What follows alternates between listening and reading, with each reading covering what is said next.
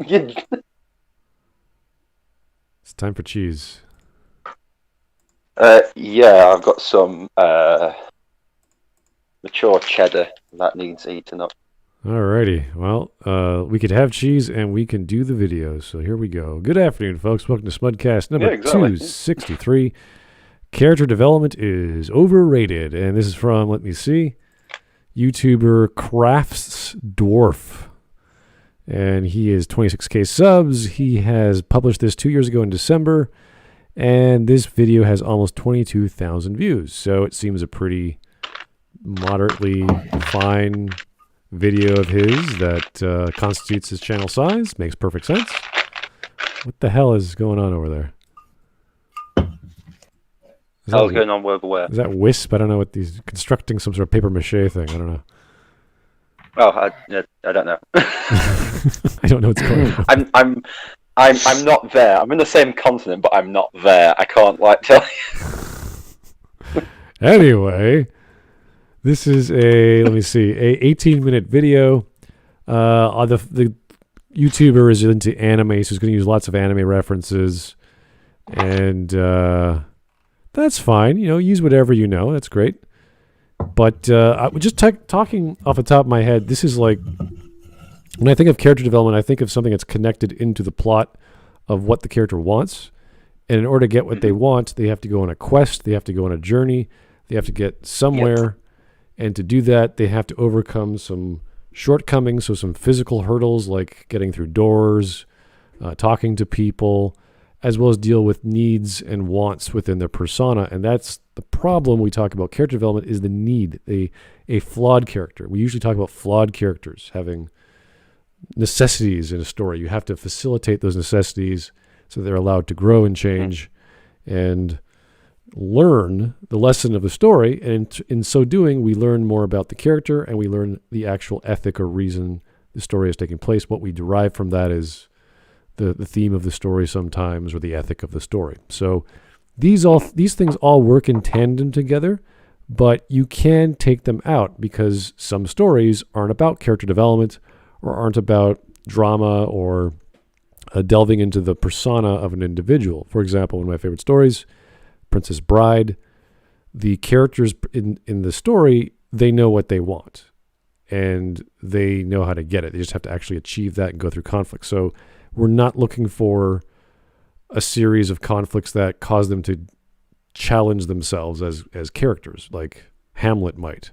Hamlet has to figure out how to kill Claudius and all the, is this right? Is it wrong? How do I do it? Yada, yada. There's none of that. It's just, I'm Wesley. I love this woman. I'm trying to get to her. Same with Buttercup. I love Wesley. I'm waiting for him. If I can't get him, I'll kill myself. So it's straightforward. We don't need the characters to change. It's a high adventure story. It doesn't need all this depth. So even the side characters just have their main goals as well. Right. Aside from maybe Fezzik, who is just there for comic relief and to be a big, giant fellow. So yeah, that's it. Okay, someone's cracking open a can of something. I don't know what's happening there. Wisp.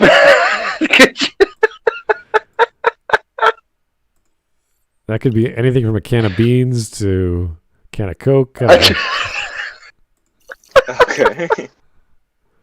What's that? Whisper's the loudest drinker I've ever heard. Not sure what's happening.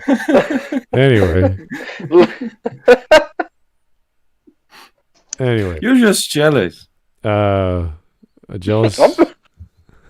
Okay. Not my cheese, I don't care.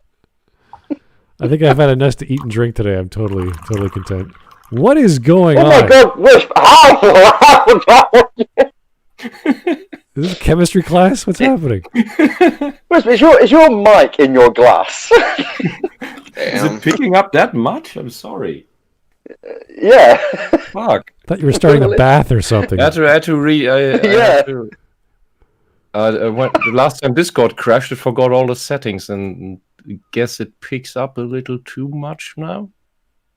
Right. We heard you crack open a can. We just heard you crack up a can from probably far away from your mic. Pour it in and go, what, sorry? Okay. Then to all you video essayists with your stupid skits, get a Blue Yeti mic. Apparently they're very good. Yes. Oh boy. For their price. And don't get under a fan. Turn your fan off. But if it's your only fan, how can you shame him? Easily. Oh, it was his only fan. I don't care about the bloke. I'll hurt his feelings. Anyway, but to get back onto like what Smud was saying, character development is important in certain stories, but not in everything. But you can still have it, even if it's not important. It can still happen. The way that I gauge it, and there's many ways to define it, but it's always some sort of conflict they come up against. So obviously a story has conflict, and the character makes a choice. They are forced to make a choice, and that choice determines 4 different outcomes. And the outcome can be positive, it could be negative, it could be neutral, or it does absolutely nothing to them, and it just keeps going on. And that might be the point of the story because they already have their minds made up. Like with Wesley, he's going to love Buttercup. Doesn't matter what happens. She's going to keep loving Buttercup, going to keep pursuing her. And it doesn't matter whether he dies or comes back to life. It's just going to keep trying. So it's not. You don't always need character development when your story is mainly just about a conflict or situation or slice of life thing. I think LiteratureDevil can elaborate on that a lot. He made videos about that. I tie this into my food analogy as always. You can have a restaurant that's just a kitchen and a till. And it's like, oh yeah, I want food. Here's money for food. Give me food. And that's great. That could work. In reality, I want a knife and a fork. I want a place to sit. I want a table. I want a plate. I want a roof over my head so I can go there in the winter. I want essential heating. I want all these other things so that I can actually eat my meal as an experience. It's not just give me food for money. It's give me food so I can eat it and enjoy it and have an experience much the same way I can have a certain experience watching a performance of Hamlet and not revenging son kills uncle story. Like I want something a bit more refined. I want more than just the drama. So you mean like Lion King? I want Darth Vader and I want some other dude to fight. Some other dude? Yeah. What was his name? You called Jeremy Irons some other dude. Jeremy Irons, yeah. There's so many of those guys with the deep voices, I can't remember them all. You called the new Alfred. Is it? Yeah, that is. Yeah, it's the same person. Yeah, the guy who plays Alfred in Batman v Superman is Scar. Yeah. Oh yeah. Jeez. Anyway, and you can have a nice plate, and you can have a nice garden, and with a tree while you eat. That's why food is so integral to culture, and it creates culture in a way, if you will. And character development creates culture. Does it? Yeah. We'll go with that one. Yeah. All right. Anyway, so character development can be a very, very good ingredient to a story. Yeah. So if you're going to have character development, you're going to have the ethic usually, or the moral of the story connected with that to learn alongside the protagonist, because that's the focus of the story. But some stories aren't like that. So you have to give leeway to genre and tone and a bunch of other things as you experience, because every story is slightly different in its own unique way. And you can't. Could you say that if there is character development that you can learn with the character about a problem and through the problem, while one that is a story that just depicts conflict and, for example, ends in tragedy, like some Shakespearean plays, the lesson or the what you learn from the experience is solely on you as the audience. Well, yes, that's obvious because you can only interpret what your brain allows you to. But if it's something very clear, like killing is bad, war is bad, and you're watching a war movie and everyone's dying and the guy around him he sees all his friends dying and he's crying. He's like, why am I doing this? What's happening? Oh my! And you're like, oh yeah, maybe you should get the hell out of there and not be sad. And if you take it that as, why don't you pick up a gun and kill all those guys before they kill your friends? It's like, okay, well, you could take that out of that war movie, or you could just accept the fact of what the message the story is trying to tell you. So, I think I might have a good example for good episode without character development at large, at least about the conflict. There's an episode in the Orville about a society that thought about integrating them into their federation, and then it turned out that all their science and calling out to the stars is all just aimed at mapping the stars, not for science, but for astrology.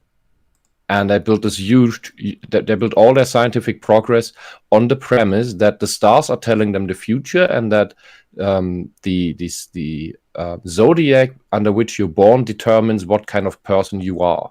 With one of those, meaning that everyone born in that month, under that zodiac sign, is going to be a criminal and a danger to society. So they incarcerate them.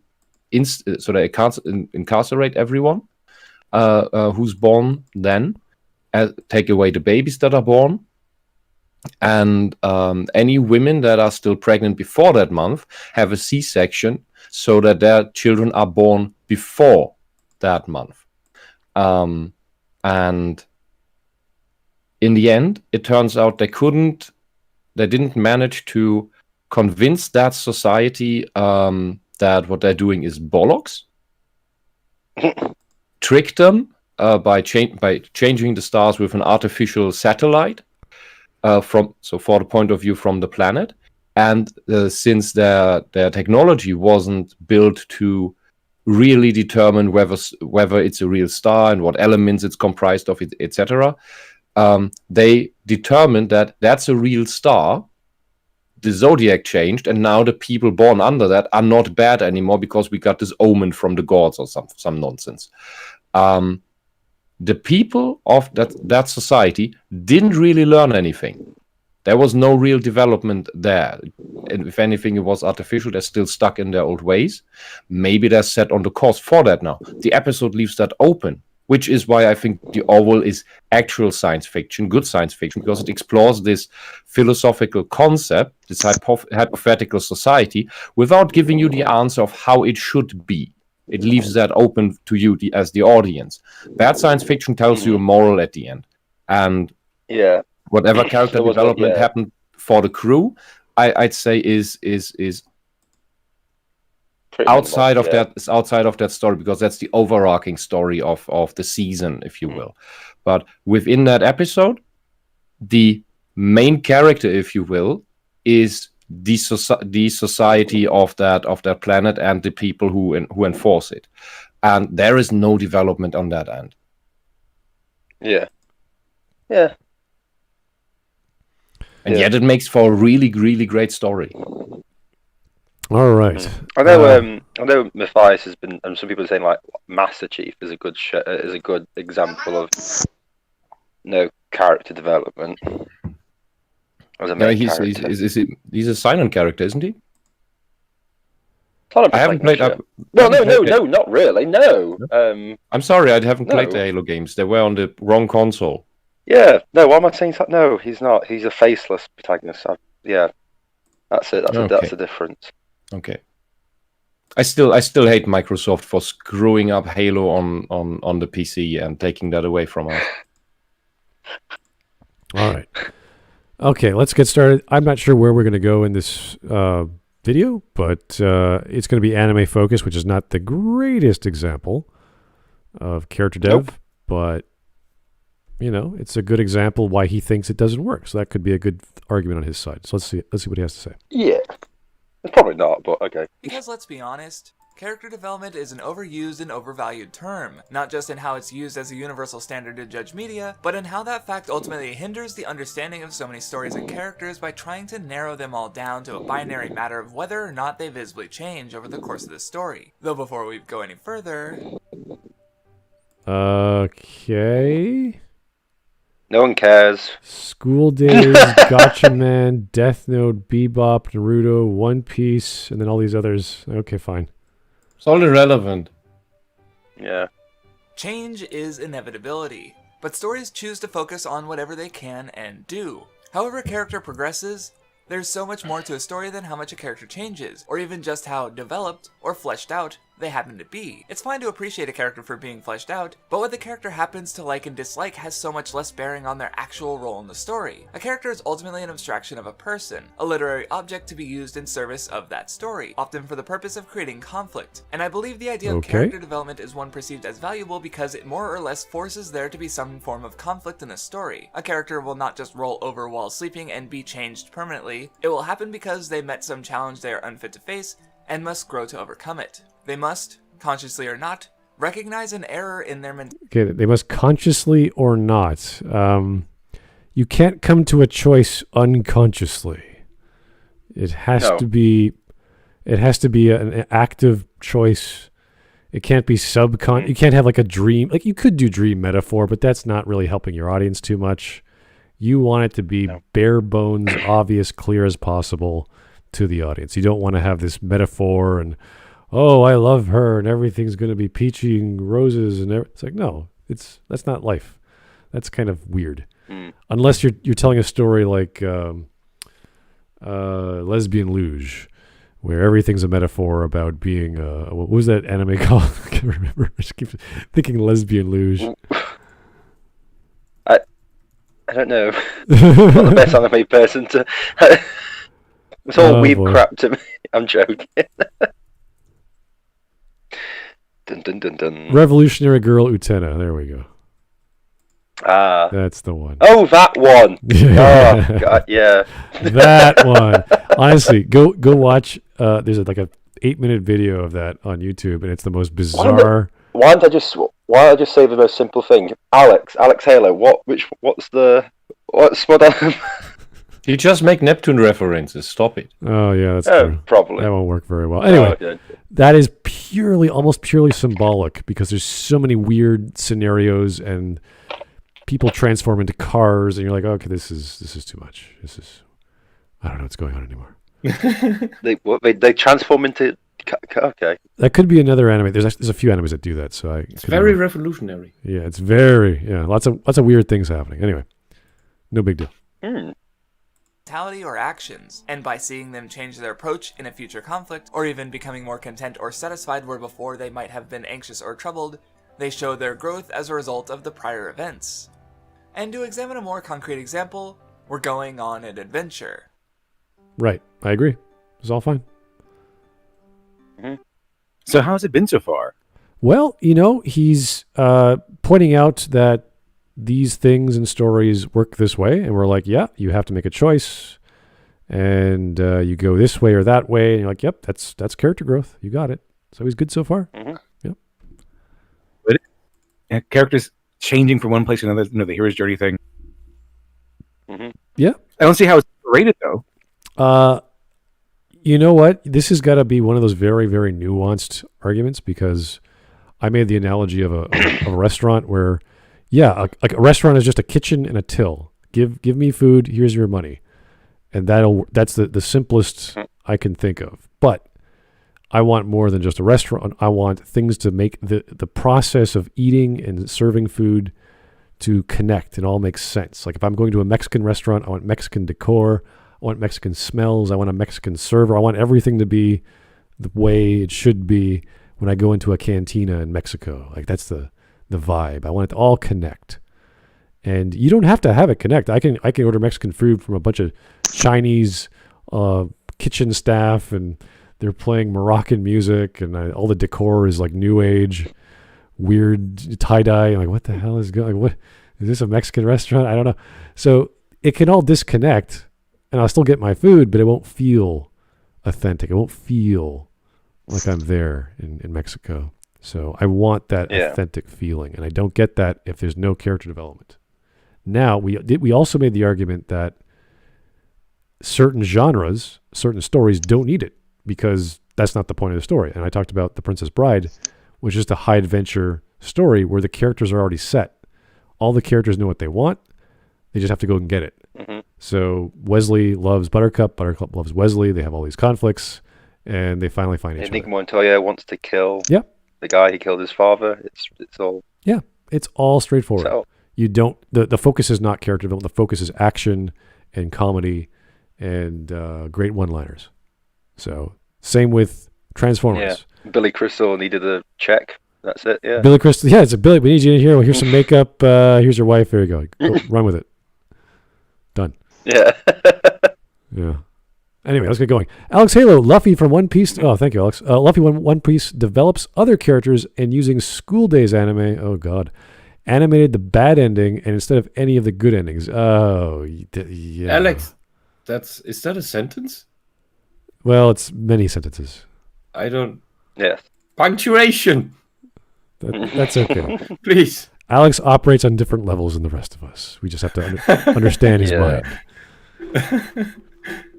You always have to ask the question: is there punctuation in Neptunia? If not, then you understand why there's no punctuation. There you go. There's With Alex. punctuation in Neptunia.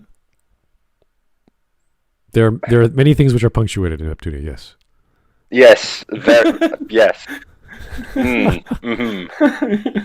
Whether or not that's a good thing, I don't know. Two major things, huge things. I was shocked. Shocked, Oh. I say. And by the way, thank you for making me open my last Guinness. It is a blast. It is. It's just wonderful. Thank Well, you. that just makes everything better because once you encourage someone to have a Guinness, I mean, everyone's having a party at that point. So Once you start encouraging people to drink, it's always a lot better. 4.2, you can do it. Yeah, anyway. Punish Berserker. This entire video is going to be, I like flat character arcs more than character development, therefore character development equals bad, isn't it? I don't know yet. I don't Should be know. interesting. Yeah, I'm kind of curious what he has to say. He got the We basics could put right. bets on, really, but yeah, Yeah. it's Can I probably rant going to about- be like that. I've actually been talking about this Well, recently. You don't actually need everything to be every character to be fully developed. It's only the character you have to Mhm. concentrate on. So that's where you use your two-dimensional static characters. Usually it's an enemy, so you can concentrate on the hero and develop the hero. But you can have an instance of Lone Wolf and Cub where it's mainly it's the world that gets developed, the story around them. Or Go-Go 13, for example, where it's just the main character is the hero. Or the main character is static, doesn't really change. He's just there to serve the plot as a hero element or main character element. Yeah. While around you, Mhm. you have the development of the world or the character that is involved with the hero. Go-Go 13, for example, has the development of the story around maybe his clients or the person he's going to kill, for example. And Lone Wolf Cub has kind of the same thing. I'm trying to think of the gateless barrier, which is killing the living Buddha in Lone Wolf Right, and Cub. one of the best ones. Because why is it one of the best? Because he grows and changes. And it's one of the few where Ito Agami kind of grows and changes because he has to. Normally, I mean, a lot of them are just, it's all about the people he kills or the people hiring him to kill somebody. It's rarely ever about Ito Agami changing or improving himself. It's usually like, this is how awesome he is, and he's going to go overcome this obstacle. Right. Or this is So an impossible task or something. The hurdle is not just physical, it's also personal. And that's where we get the character growth. He has to learn how to deal with this bloodlust of his and how it affects the community and the people he's trying to kill and the people around him. And that is character development. You have to overcome this factor. The problem is it just throws it at you really soon, really quickly. He's like, oh, I got to deal with this. And he's like throwing everything away. I'm either going to sit in this hut being surrounded by wolves and learn to do this, or I will die. And he just sits there and he figures it out. So it's kind of straightforward, but it works. And that's the point of the story, is because he has to keep going. He has to get to his goal. So this is one hurdle on that journey. There's something similar about Asura's Wrath. Asura is not developing at all. He's the same character that he was in the beginning. The only ones who have some changes to them, and I wouldn't even say character development really, are the side characters like Yasha, who his best friend, who only realizes that subscribing to the plan that sacrificed Asura in order to facilitate this whole attempt at saving the world was nonsense. And then sides with Asura again, saves him, revives him, and sacrifices himself for him. But Asura doesn't change. The main character doesn't change. That's and it's still it's one of the most emotionally packing stories that I've played in a video game. Play it. Yeah. One thing I like about the Living Buddha one of Itogami, that one's pretty funny. With the whole part where he's like, he fails to kill the main Buddha, the Living Buddha guy, and he's about to commit seppuku, about to kill himself because he can't fulfill his duties as an assassin. And then the Buddha says, "No, wait, hold on. Don't kill yourself. You can improve yourself as an assassin. If you improve yourself, maybe you'll kill me one day." It's like he kind of sparks him going on this emotional journey, or this character journey, in order to improve himself, so he can actually fulfill his duty. Which is great because the Buddha's like, he loves all people. He doesn't matter. He doesn't care who they are. And if you can learn to kill a Buddha, then you can continue on your journey. And he accepts the ending is so beautiful because he says, "Isn't this a beautiful thing?" And he just dies. You're like, I think he's cut in half or something. Isn't it beautiful to perfect your path? And it's just like he's cut in half. He just dies. Yeah, the irony is he fulfilled his philosophy. By that, you didn't kill the Buddha because the idea lives on and has been proven right. Well, yeah, Itogami becomes, that's the point. He becomes the Buddha, and he's trained to do that, and he figured that out. And it's just this beautiful little story about all the characters in the village about to try and stop him because he just committed murder. And you're like, oh, there's no desire, there's no reason to kill him. We're at peace. Everyone's at peace here.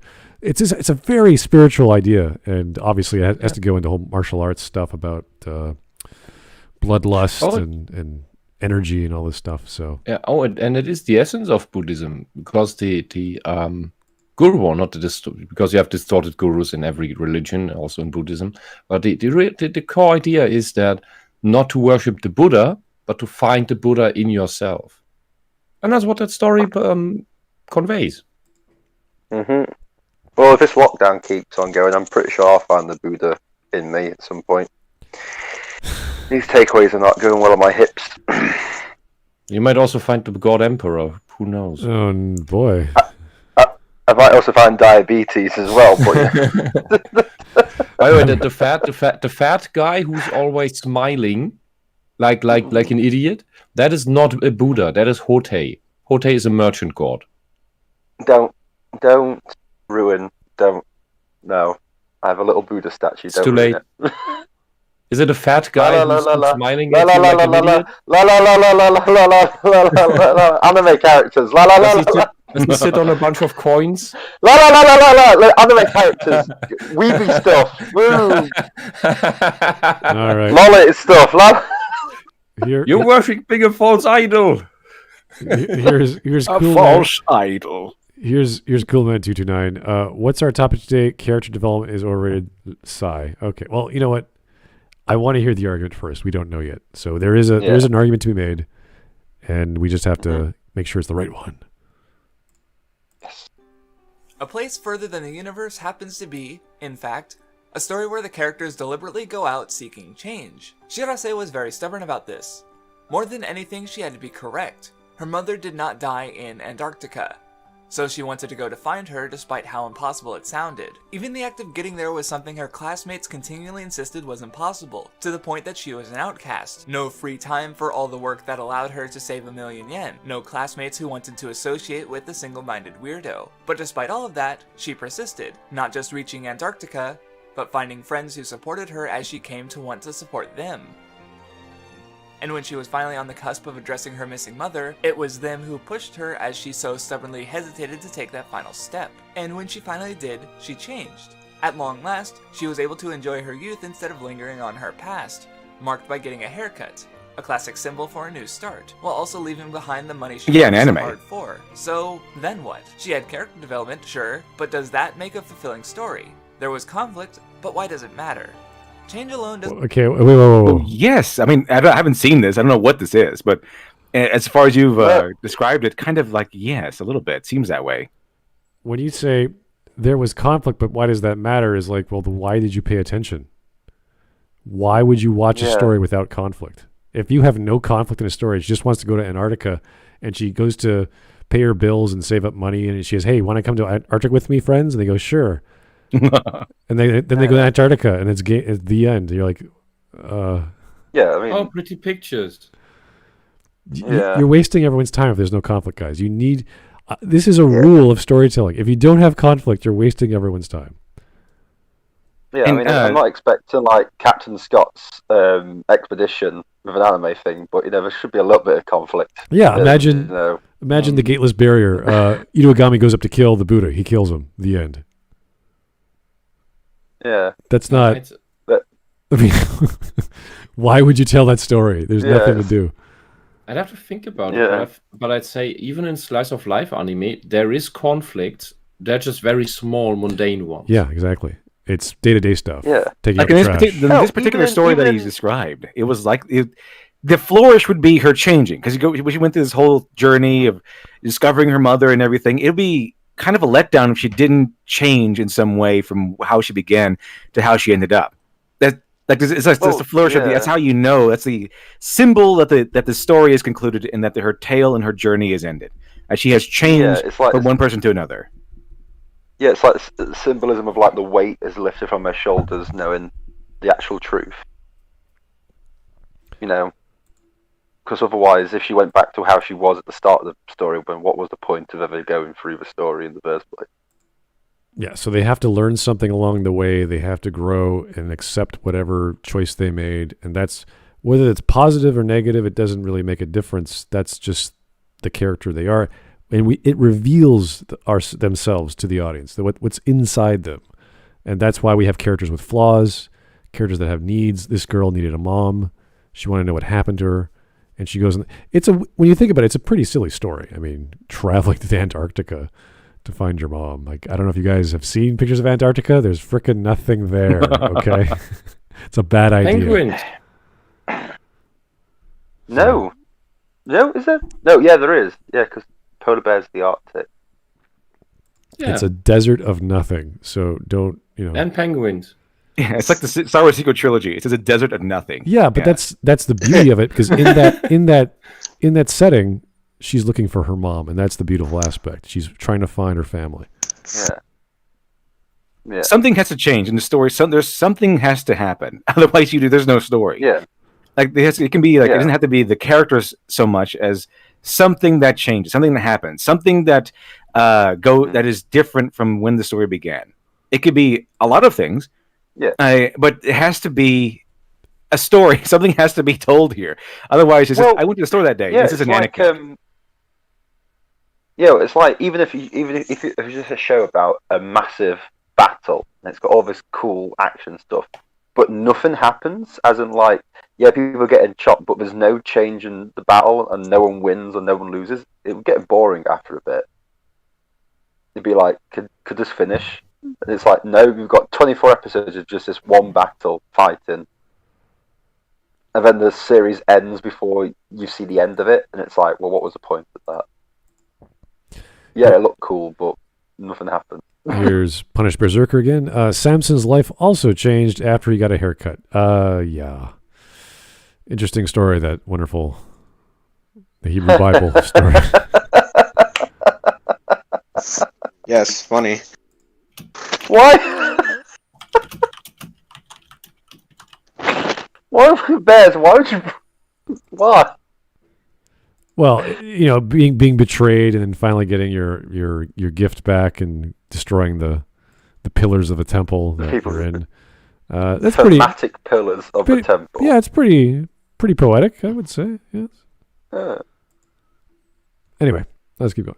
don't mean trust, much don't in trust and a of woman with itself, your hair. but is that rather the- it's why the Sorry. change happened and what the change implied that is just as important as the actual transformation. And where those details become apparent is through the context given into what's happening and what's being said, along with Yeah. contrast between the characters in the story. Even with just the details I offered, we can see the importance of friendship, an idea also explored in every one of the other three main Why are they characters. dressed up like From Teletubbies? Kimari's longtime It's I don't know. It's freezing outside, and they're women. They like to color coordinate.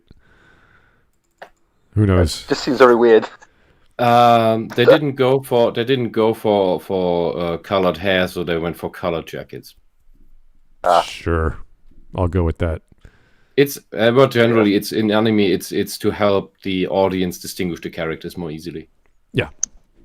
And that's why with the color coding with the color coding, there's usually also personality trait coding as well.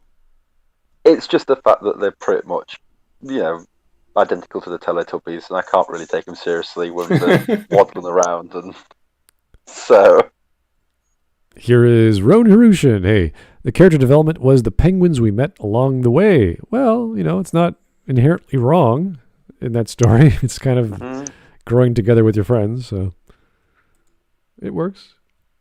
That's how Ray could have developed as a character. She being standoffish at the beginning, and then slowly over time accepting friends and trusting people again. And learning to have a personality with her friends. That'd be nice. Yeah. yeah. That would have made sense. She's been a loner, shut in, detached from society. It would have made sense to write her as an autist, really. A lot of her acting looks like she is playing an autist. It almost But seems like the doesn't people, work. the writers forgot that being powerful is not a replacement for personality. Yeah. Yeah. Wow, Ray's so powerful. I want to be her friend. In reality, my God, Ray's so powerful. Dear God, let's escape this planet. Run away. Yeah, but that's the Women and children first. That's the character projection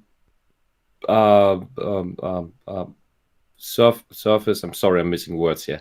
That the emotionally immature use, because they are not. Yeah. They already think they're perfect, they're good. So all they want more is more power. So when they project themselves or when they write themselves, it's why they end up as Mary Sue's. Yeah. But yeah, Ray had no character development at all. How should she? Meanwhile, the sky is blue. Yeah, well, yeah, I know. I'm not trying to make some like groundbreaking discovery. She had the. I'm merely just agreeing with Wait. Dev. She had the character development of a Diablo 2 type game where she gets more equipment as she goes through the story. She gets more shit. Yeah. Okay. Yeah. She gets more other people's stuff. Yeah, that's She true. just clicks on things in her skill tree. We have no idea where she gets her skill points from and her XP. It's probably cheated in, and then she gets more epic items from other characters for nothing, and just puts it into an inventory. That's her character development. Okay, let's go. experience with having friends to the inverse trust issues of Yuzuki and Hinata. Shirase's hesitance was something she was able to move past through her friends pushing her, yes, but we also have the two objects left behind to consider. The laptop Shirase's mother Takako left behind by accident, and her own money she worked for. Takako left the snow cruiser for reasons not explicitly stated, but as she left the laptop behind on accident, it's not impossible that she wanted to retrieve it, going out into the blizzard to maintain that connection to her daughter. But more importantly, she did so alone. Even though she had friends, one who she adventured with much like her daughter would, she did not rely on them as she went outside into the blizzard, unable to accept that which she left behind. And her tragic disappearance was not something that significantly changed Shirase. Her world didn't move at all, even when the person most important to her was said to have died. Nothing appeared to be different, thus the child became convinced that nothing was different. It was for that reason that she was driven to go to Antarctica, in hopes that something would move. Change doesn't just happen when one is going by stagnantly, And Shirase had been the one who didn't change, still sending daily mails to no one in hopes that the one she wanted to connect to might respond. And then she was faced with that lost time, the hundreds of mails she'd sent, serving as a reminder of the years she'd allowed herself to stay the same. In those years, she had worked for that money alone, but she never needed it, not to find friends, not to reach Antarctica, and not to confront her mother's death. So where Takako could not leave something behind, Oh, so character realization Shirase then. didn't just change. Interesting. She grew Yeah. up and found strength in herself and through her friends that those who came before her did not have. She Yes. changed, she developed as a character, yes, but the story is one that Yeah, has it's meanings character because of the development. conflicts and their resolution. Friendship, growing up, moving beyond grief, all of these are offered in Shirase's journey, with many of them Grief being is a throughout the conflict. entire show and the character arcs of the others. To simply look at Shirase's development alone is just reductive, merely in service of pointing I just would like your feedback on that. I see grief as an internal conflict. Yeah, but growing up is also character development. Yeah, it's also internal. I mean, the anime writing style, the structure they use, it's more focused on making internal conflict as opposed to external conflict. That's what's really focused. Yeah. That's why you have a lot of emotions and philosophy and stuff like that in anime. That's where the conflict kind of comes from, like the internal with the heroes and different characters, what they want and what they're trying to do, what they're trying to achieve. They have this demon on their back that they have to defeat. They always have this, like Yusei Urameshi, for example.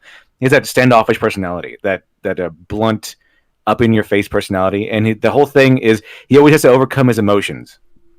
He always has to overcome the emotion of not having the state of not having an emotion. Where he always fights down these strong emotions so he can have to prevent, preserve his tough exterior. To the point where it becomes necessary for Kuwabara to sacrifice his life, or seemingly sacrifice his life, in order to unlock Yusuke's emotions, because he can't do it on his own. That's it's one of the main things about Yusuke Urumeshi's struggle, is overcoming these emotions, overcoming the need to lock away these emotions, and his inability to access them. It's kind of a very masculine trait to have, a very masculine struggle to have. But it's more like the style, the structure of anime has it's more conducive to internal conflicts as opposed to external ones. Of course, you can have external ones. Yeah. But it's easier to make internal ones or center a story around internal conflicts as opposed to external ones. Yeah, grief is kind of like... That's still... Go on, Smud, sorry. Well, grief is kind of like that scream that you can't hear that just reverberates throughout your life, and you can let it go if you choose to, but it takes time whenever something painful happens to you. And because it's not expressed physically or noticeably, it's always an internal thing. And that is after the fact. It's always an effect of whatever happened. And that's a great thing to work with in a story, that you're feeling this ongoing sense of loss throughout. It's reconciling with a changed reality. If you want to reconcile. Yeah, that's the thing. Like in this concept of character development, it could be a negative growth. It could be a positive growth. It could be a neutral growth. It could be all these things. So this is after the fact. And it's still character development. So what he's describing is in fact character development. Mm-hmm. Yeah. Yeah, everything you just mentioned then was character development. And I'm trying to understand why he thinks, after giving it so much praise, not prize, why he is saying it's overrated, because it seems like these characters good are character choosing to behave this way. That's the basic elements of character development. You have a conflict that has occurred. You can't avoid it. It's like a bullet hitting you in the head, and you make the conscious choice to do something about it. And that choice determines 4 different outcomes. That's it. That's all it is. It's those outcomes, and what they do with that outcome determines whether it's positive or negative, or involves emotion or discipline or whatever. So he is describing the thing he does not think is good, but to him, maybe a story is not about character development. Maybe it's just about entertainment. Maybe it's just about explosions and kung fu moves and anime tropes. That could work too. So it's really what genre he's talking about and in what context. Yeah. Oh, here's Black Mercury. Her mom didn't understand the power of friendship, a cardinal sin. Oh my God. Can you imagine if like Ray was like sending emails to like her mom And in the episode 9, she opens up the laptop, whatever, and all the emails start counting up because the laptop just finally turned back on, and all the emails that she sent start coming through. And Ray has a moment to cry about her dead mom she never had and thought she was communicating with all this time. Like if she had something, it'd be nice if she showed some emotions about her dead parent, like an inbox or a sent mail folder, and she was typing to her mom. My mom's out there. She's busy, you know, and she has this computer and she's always typing on it. Oh my god! I just realized Star Wars doesn't have emails, and of course, no social media, but it doesn't have emails. Yeah, they communicate by droid.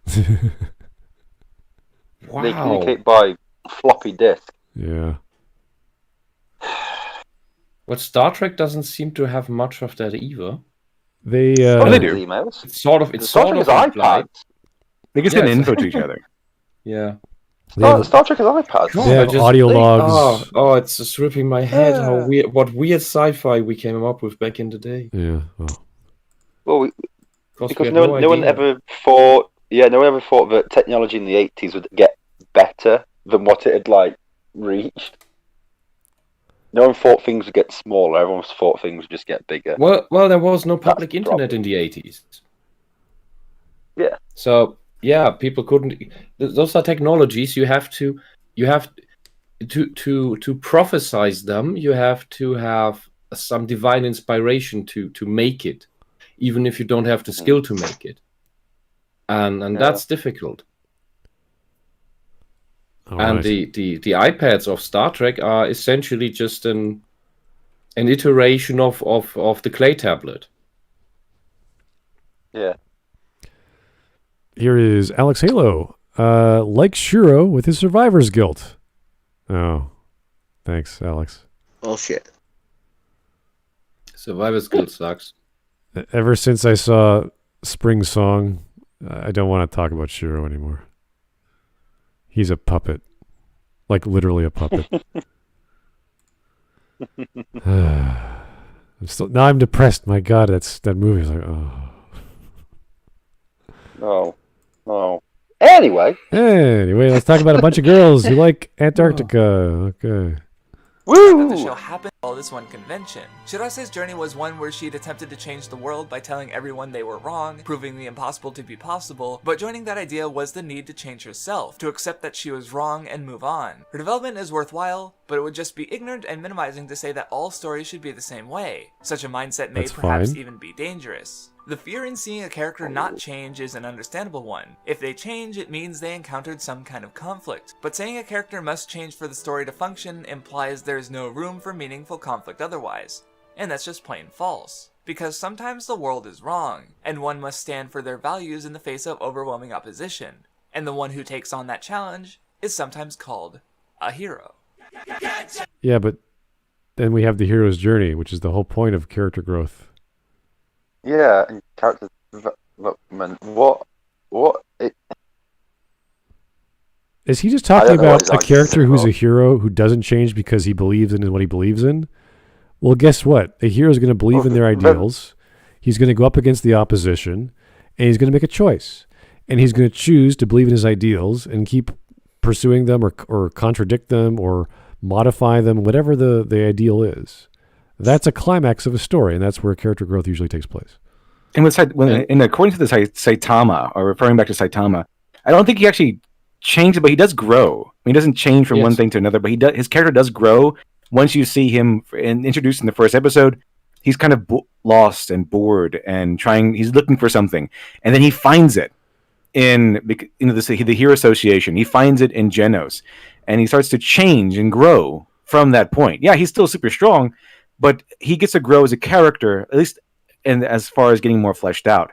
And he faces choices and dilemmas, and he always chooses to do the hero thing, like that point where they fight the Sea King, and he kills the Sea King, and he looks at the crowd trying to demean or demonize the heroes who risk their lives to fight and protect them, or fight the Sea King and protect the crowd.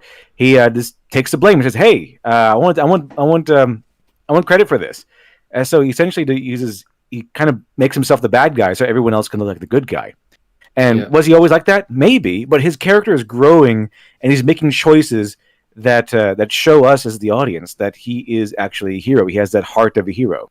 He doesn't want to be known exactly as a hero. He wants to do the right thing. He wants to be a hero, not look like a hero, which is in contrast to some of the people around him. Some of the other heroes, quote unquote, around him who want the appearance of being a hero, all the benefits of being a hero, but don't act heroic. Oh, there's so many things I can say to that. One is for that scene, I wouldn't even say that him taking the blame in order to essentially save the reputation of the other heroes is a thing of character development or change, at least not change, because that's the kind of guy he was from the beginning. But his conflict is always an internal one. I think after he realized his powers, got his powers, he's always wondering what to do next. What do I do from this? Where do I go from here? Because what the hell am I doing now? I think that moment could arguably be the real change of that moment, the real arc of that moment is Saitama remaining static, maybe. And because he grows in our eyes, like he grows as a character in our eyes. He doesn't actually grow as a character in the writing. So he's probably always like that. But what does get developed is the world around him that gets fleshed out, that gets explored. And of course, that's exactly the same episode, by the way, where everyone points to Moomin Rider as really, really awesome, because that's where you get to see Moomin Rider develop the most, anyway. Well, he's throwing himself at an impossible. He's doing I can do this all day thing that Captain America does. Yeah, so it's not really Saitama. So Saitama remains a static character in that one specifically, at that instance, where he's not growing in the writing. He's not growing in the story per se. He's growing as a character in our eyes, the audience's eyes.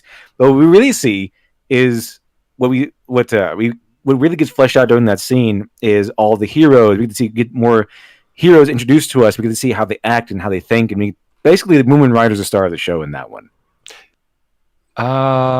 He has too little focus for that, but I'd say he has taken the biggest sacrifice because he has no powers at all and throws himself at an inhuman monster. Right, he is the idealized just like hero. Saitama did before he realized that he was powerful. Well, he didn't realize it. He thought he developed it through doing sit-ups. Actually, the event with the Sea King is a story about heroes being faced with this almost impossible odds, this impossible obstacle, and then them facing it down anyway, despite their fear. Because it shows us that some of these heroes ran into the dome so they can get protected the same way the civilians did, because they don't think they can stand up to these guys.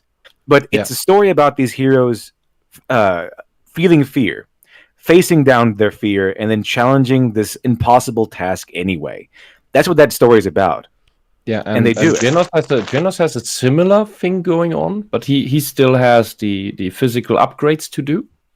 But he also has internal growth a lot. Saitama almost entirely only has internal growth, internal conflict. And there's a parallel to that. You have stories like that where you have the seemingly main hero, the Paragon, being rather static, and I think the Green Lantern story, at least the one I've seen, is the animated series of it. You have Hal Jordan, and he's the Paragon. He's essentially perfect. But he's not the focus of the story, really.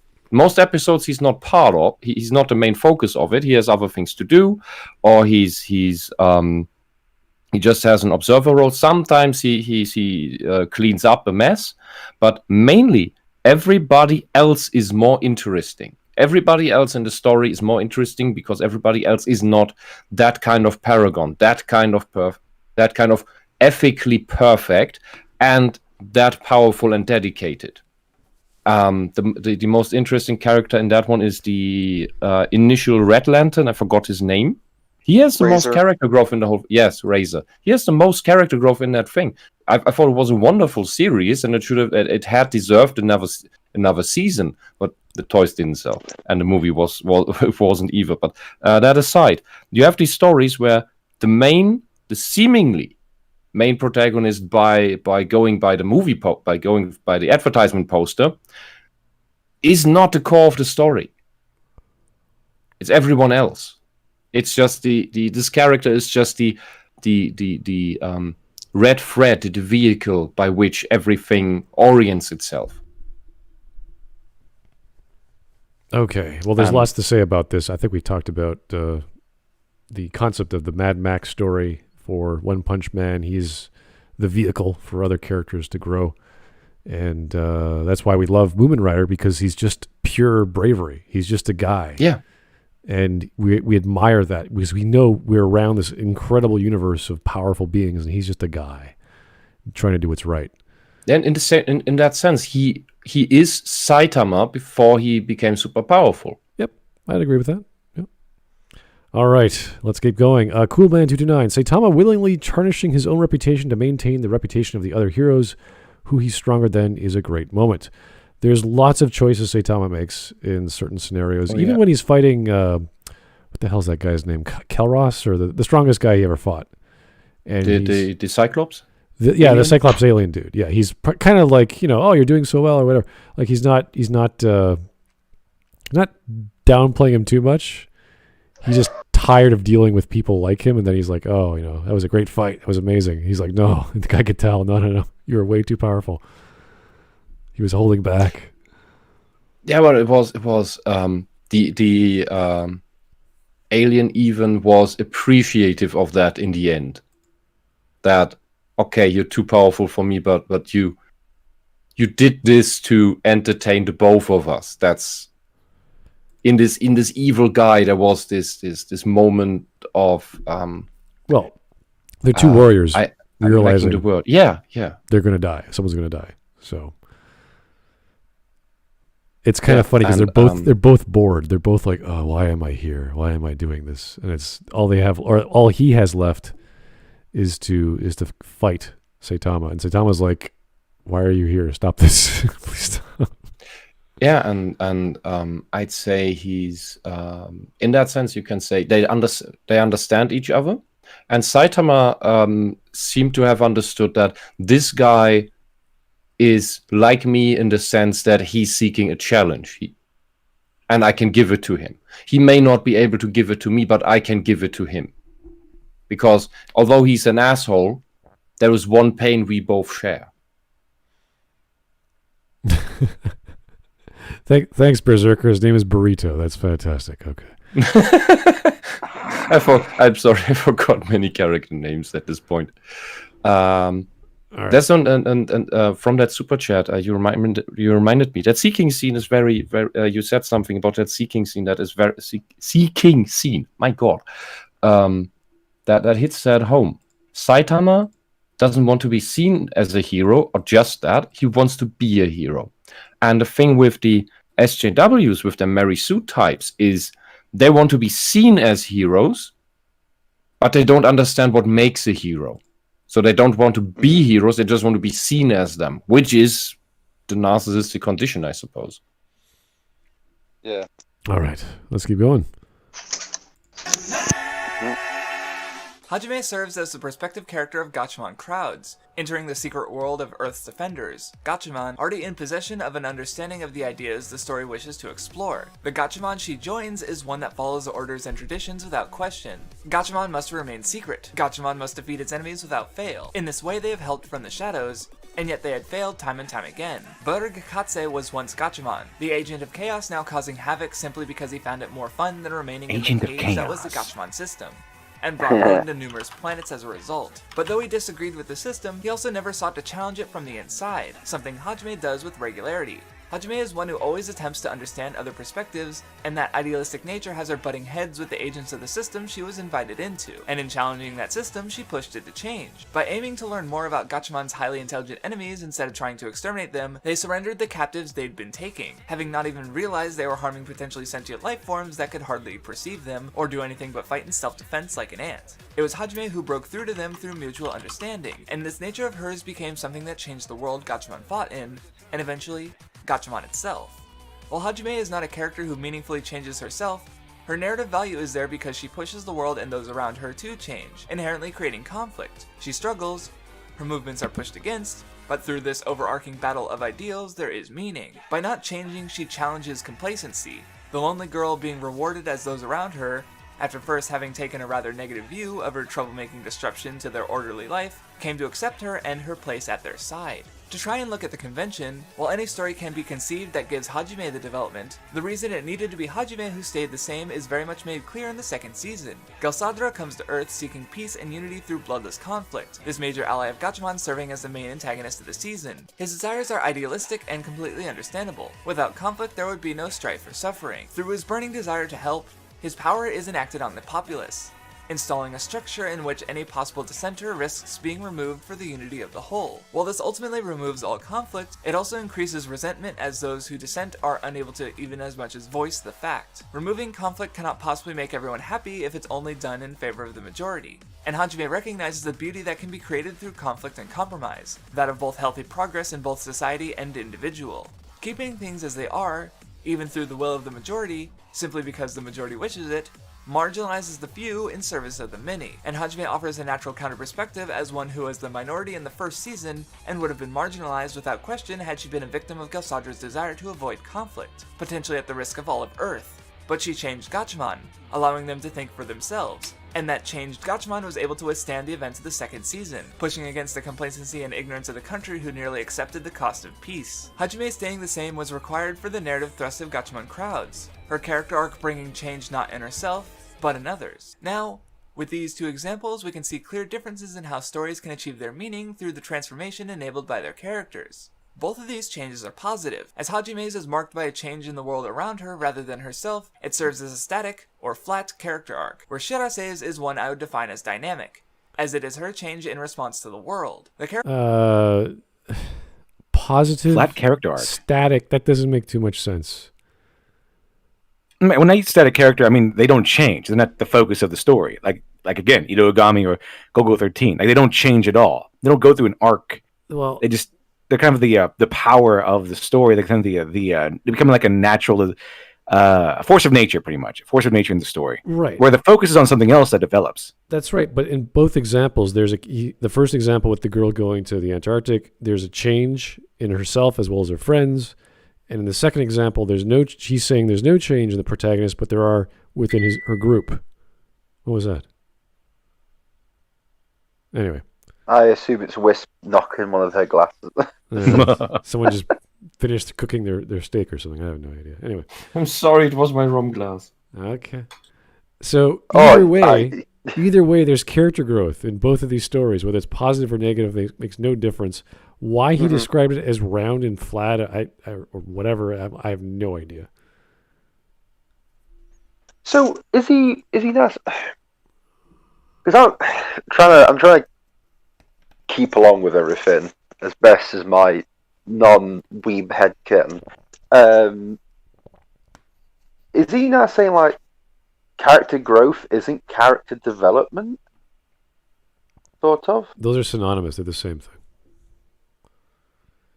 Yeah, I know that, but what I'm saying is he trying to separate those two things though? I don't know. Let's just rewind it because he got me a little confused there with the positive static, this and that.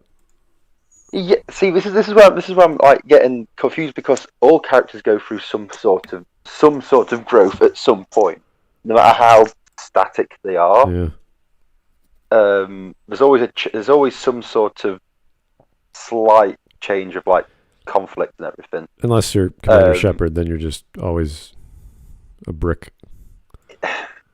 There's still a change. There's still a conflict and a change. He's a brick. I changed into another brick. That's great. You're a whiny brick. Yeah. That's great. Okay. Anyway. He's a brick that doesn't sleep. It serves as a static or flat character arc, where Shirase's is one I would define as dynamic. So static is flat. All right. Okay, that makes more sense. Fine. It is her change in response to the world. The character arc is one defined by change over the course of the story, but only occasionally coming up is the less than positive stories, where change isn't so much a good thing. Makoto's first foray into romance was at first not by his own initiative. He was content to admire the object of his affection from afar. He had his feelings, certainly, but was hesitant to get any closer.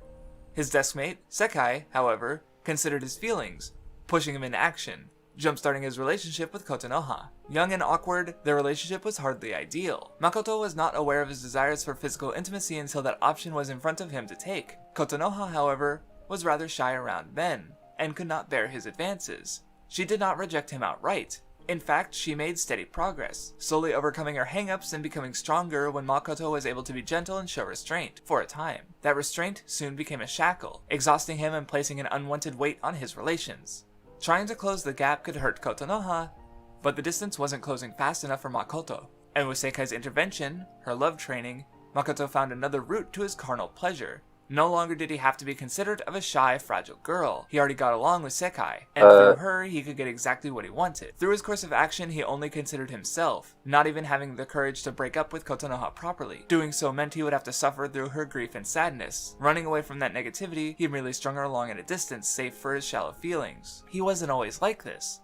A flashback from Setsuno's perspective shows him being legitimately thoughtful and considerate, if largely to a girl he had no real romantic feelings towards. And Sekai's research into him before they met produced similar observations. But through being handed exactly what he wanted, he threw away that consideration, changing in a dynamic fashion, but with negative consequences. His blatantly inconsiderate actions become something he ultimately accepts of himself as he continues to enter relationships with girl after girl, tenuous ties snapping easily, eventually leaving him with only Sekai and Kotonoha. Sekai pretended to be pregnant to force him into taking responsibility for his actions. If not out of consideration for her, then out of consideration for his child. Even if Makoto still couldn't find himself to think of her even then, those around him kept their distance, keeping the baby in their mind. But Kotonoha never let go of their relationship after everything. She was even willing to forgive Sekai if such a thing would help Makoto. Of all the characters, she was the only one who thought of her loved one before anything. Sekai came to consider herself before Kotonoha and even Makoto after starting the series trying to think of them. Setsuno considered Sekai before her own feelings for Makoto, and Makoto, of course, was interested in himself. Kotonoha put Makoto above herself, and in her own twisted way, seizes the bad ending as hers, remaining with Makoto in the end. A relationship where both sides are not mutually considering the other is merely doomed to fail. That tragedy putting a capstone on the anime's adaptation of the visual novel's bad ending. Where the positive dynamic results in a stronger character and positive changes, the negative arc is ultimately tragic, a fall in personal value, a compromise that might have seemed like a good idea at the time, but ultimately a personal failure with an... We were just jumping all over the place here. We went from the... What? Yeah, I mean, didn't you just I, go Subaru? Subaru has an amazing development. I honest to God could not follow what he just said. Yeah, I'm a bit overloaded. I also because I didn't see that particular anime. He was saying names, and I was like, yeah, what? and yeah. It's I know it's petty, I know it's nitpicky, but if you try to pronounce the names more like the Japanese do, then at least do it right and not this fake assery. Just go with your weird US pronunciation, please. So what you saw make was it more wrong. The animated version of School Days, which is another visual novel, and the School Days anime was the bad ending, or one of the bad endings. There's several endings to that style. And here's Alex Halo to talk about it, because of course he knows.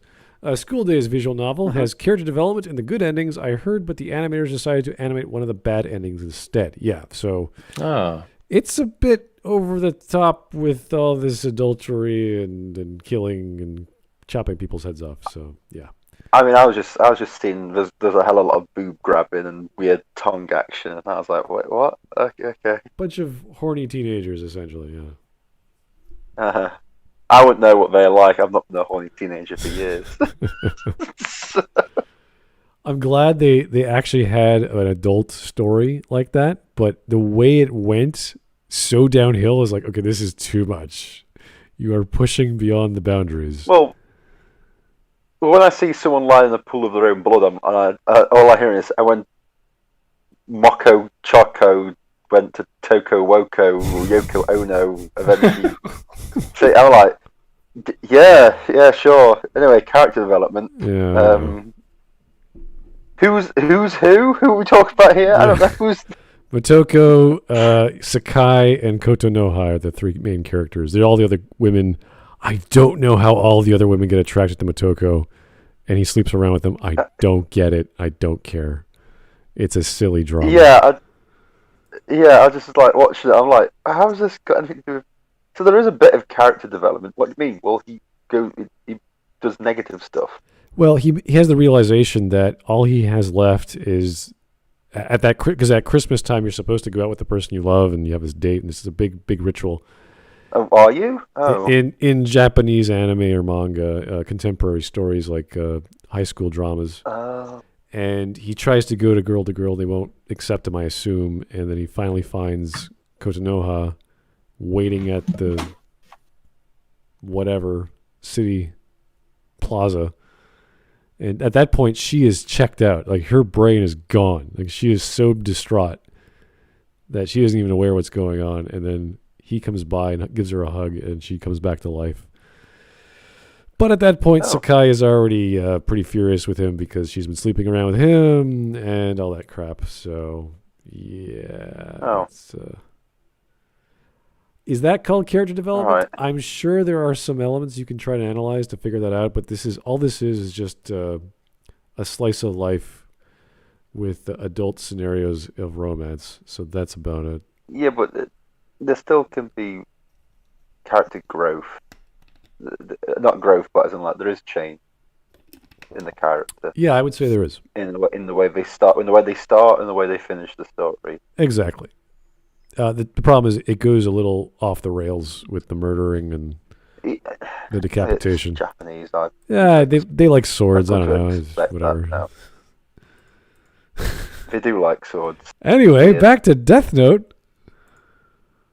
Is it Death Note So now? if there are Oh, positive cool. and negative dynamic arcs, then it only stands to reason that there are positive and negative static arcs as well. That's not how Paul One eye works. sees the past, and the other eye sees the present. Spike Spiegel lived his Dear life God, and fought his dude. battles in the syndicates, but wanted to move on, to find a future where he could have a home with Julia, the woman he loved. His last job went sour, and when he came to, she was gone, having left him for reasons unknown. Spike was left trapped in a dream. He lived for the sake of living, seeking nothing but bounties, turning them in for money, which became food so he could live. And Sid Vicious was his opposite, where Spike believed he lived in a dream, hoping to one day be free to awaken. What? Sid thought there was nothing worth believing in, killing the past Sid so that he might Vicious charge is forward. The two seeking their salvation in part through conflict with Is that his another. name? Faye too was trapped in her past. Yeah, but she had a home on Sid the Vicious, Bebop, yeah, I'm like, waiting for Spike to oh, move on so cool. that home Is his would name just continue to Vicious? exist. Jet was once shackled Yeah, by his past. that's what you and said. wanted the link. Sid Vicious is a musician. What the hell? Yeah, I know. That's why I'm laughing. I'm like, oh, you Japanese, you just do not care, do you? I mean, come on, dude. If anyone knows Cowboy Bebop, you at least know the main character names. Oh. He's explaining the plots. Like, dude, just get to the point. Yeah. I'm just. Trapped in his past, he only sees one eye through the future and one eye through the past. Like, what the... what? Did you read a I'm script? just like, for it? yeah. Yeah, it's like cool. Anyway, we're getting close to the end of your video about why character development is overrated. Oh, I still boy. haven't done that part yet. How is it overrated again? What's the argument being made? I I don't know. don't I'm just know. I'm just getting random Japanese Did names he- thrown at me. I don't even know what's going on. Did he make the argument in the beginning and we No. forgot? Maybe No. this is his understanding of negative character growth or development. Yeah. It's still development. It's still a thing in many stories, and he's just showing it to us again and again and again. We're like, dude, what's your point? He just jumped from We- school days to 10 seconds of Death Note, and we're like, what? Now we're in Cowboy Does he Bebop. understand character development only as I don't. I'm just loving the fact that Smud's here going, oh my god, it's this, and I'm just sat there going, wait, these are different shows. Oh, okay, okay. So Sid Vicious is in this anime. He's like, what? No, he's not. Yeah, even when I heard that, I was like, Sid Vicious. I'm like, hang on, well, no. Sid Vicious is from the Sex Pistols. What are you Yeah. on about here? I'm confused? I am lost, yeah. Anyway, Cowboy Bebop. During love, but he could still find it in him to move on. Ed remained as the only truly free character in the show, leaving one home for another, and then another. With no past to trap her and whatever future she desires to look forward to, she could live in the present as she so chooses. Wait a second. Isn't she looking for her dad? Yeah, that's her past. And she finds him. What? Mhm. What? Well, What's so we've now jumped from one character to another character, and I don't know what. Oh my god. Okay, so if you Is guys don't going know on here? Bebop, one of the most famous animes No. we know, all the characters are trapped in their past. Their past is catching up to them. That's the whole thing. That's the whole theme of the story. It doesn't matter what episode you're in. It's always part of each of these characters' backstories. So, Ed is lucky because she has her dad to fall back on and find, and she just decides to go with her dad, and Ein, the dog, goes with her. Whereas Faye, Spike, and Jet each deal with their own past in their own way, and they find out they have nothing except for Spike, who ends up has to deal with his very violent mob family. And that's it. That's the story. It's very straightforward.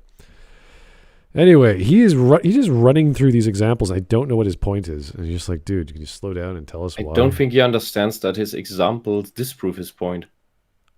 I don't even know why he's going so quickly. It's like, dude, like what is your point? Tell us. Then we could focus on your sentences, because he's just ripping right through it. Maybe it's the last example. I hope so. Okay, Joe Crazy. Christ, I'm getting whiplash watching this. Yeah, we were just stunned. We're like, what is he saying? Like, I don't. Yeah, don't think how I feel about this. I have no idea what any of these things are. I'm like, okay, yes, yeah. What? This is great anime. It seems- So Spike is a bounty hunter who did this. And he sees with through one eye. Like, what? Oh wait, Sid Vicious did. Wait, even I know. Wait, who's what? Okay. I don't know. let's slow down. I've just come back from watching teenagers fumble and stab each other. I don't know what's going on there. All right, let's try and piece together what he's saying. Going into the future can be painful, Jet claiming he lost his arm in that charge forward, but as painful as it might be, one cannot stay trapped anywhere, past, present, or future. Duhan admires and respects the past. I'm trapped in the future? What the frickin' hell are you talking about? What am I, like Elon Musk, and I'm dreaming of like space stations? I, I'm gonna put a man on Mars in 200 years. Like, well, okay, Elon, slow down there. No, don't slow down. have we gone like through 3 different characters from Cowboy Bebop or whatever it? All five actually. The 4 main characters, including Vicious, just boom, boom, boom, boom, boom. His sentences are just, here's a point, here's a neck, and that's the paragraph. There's a new paragraph, one sentence. There's another paragraph. There's another sentence. It's like, dude, connect these ideas. Is Ein trapped in the past? Oh. Who and where and what? The dog. The dog, the corgi. Cat's dog. Oh, was it? Okay. Yeah. Maybe, I don't know. Cute puppy, anyway. But ultimately achieved something through his passion. Roko strove to improve as he tried to leave his past behind, much like Spike, but while he met his end, his efforts still allowed his sister to have a life ahead of her, where had he been trapped by inaction, he may have achieved nothing. But when Spike was finally given the chance to find a home, and that chance was snatched from him, Spike resigned himself to the belief that he would never move on unless he took something back. Wait. No. It's not what happened. He decided to get revenge on the death of Annie and Vicious, because he's causing all this. He's trapped by his past. He has to get rid of his shackles. At any point, he could have just ran and kept going, but he couldn't do it. He was tied down too much. In settling his, he finally woke up, hoping that he could finally move forward and live his life. But his life had already been lived, time stopping for nothing, for no one. What? That's not what he says. He says, I want to know if I'm really alive. That's why he's going to fight Vicious. Oh my god. It's like he's imagining what happened and describing it in the worst way. Like, dude, that's not what happened. So he doesn't even. Right, hold on. Right. Let me just get my notes out that I've been writing down anyway. So this guy doesn't actually know what happens in the anime. He's now trying to tell us why character development is bad. It Well, sounds it's overrated. like he's summarizing in his own way, which is losing a lot of the context and dialogue and what people actually wanted to do. I mean, there's a scene in the convenience store where Annie was working, and Julia's talking to him. And he's like, "Oh, why are you loading that gun? That doesn't look like you're trying to run away." And he is trying to stop the mob from chasing him. At that point, we don't know what Spike's going to do, because he is trying to run away with Julia, but he's actively gearing up to fight these guys on like the roof and what have you. And then Julia gets shot, and then he's like, "Oh, I go back to the Bebop, and then I'm gonna get whatever I need, and then go back to the mob and try and defeat them." So that's where he had the speech telling Faye, "This is why I'm going out there, to see if I'm truly alive."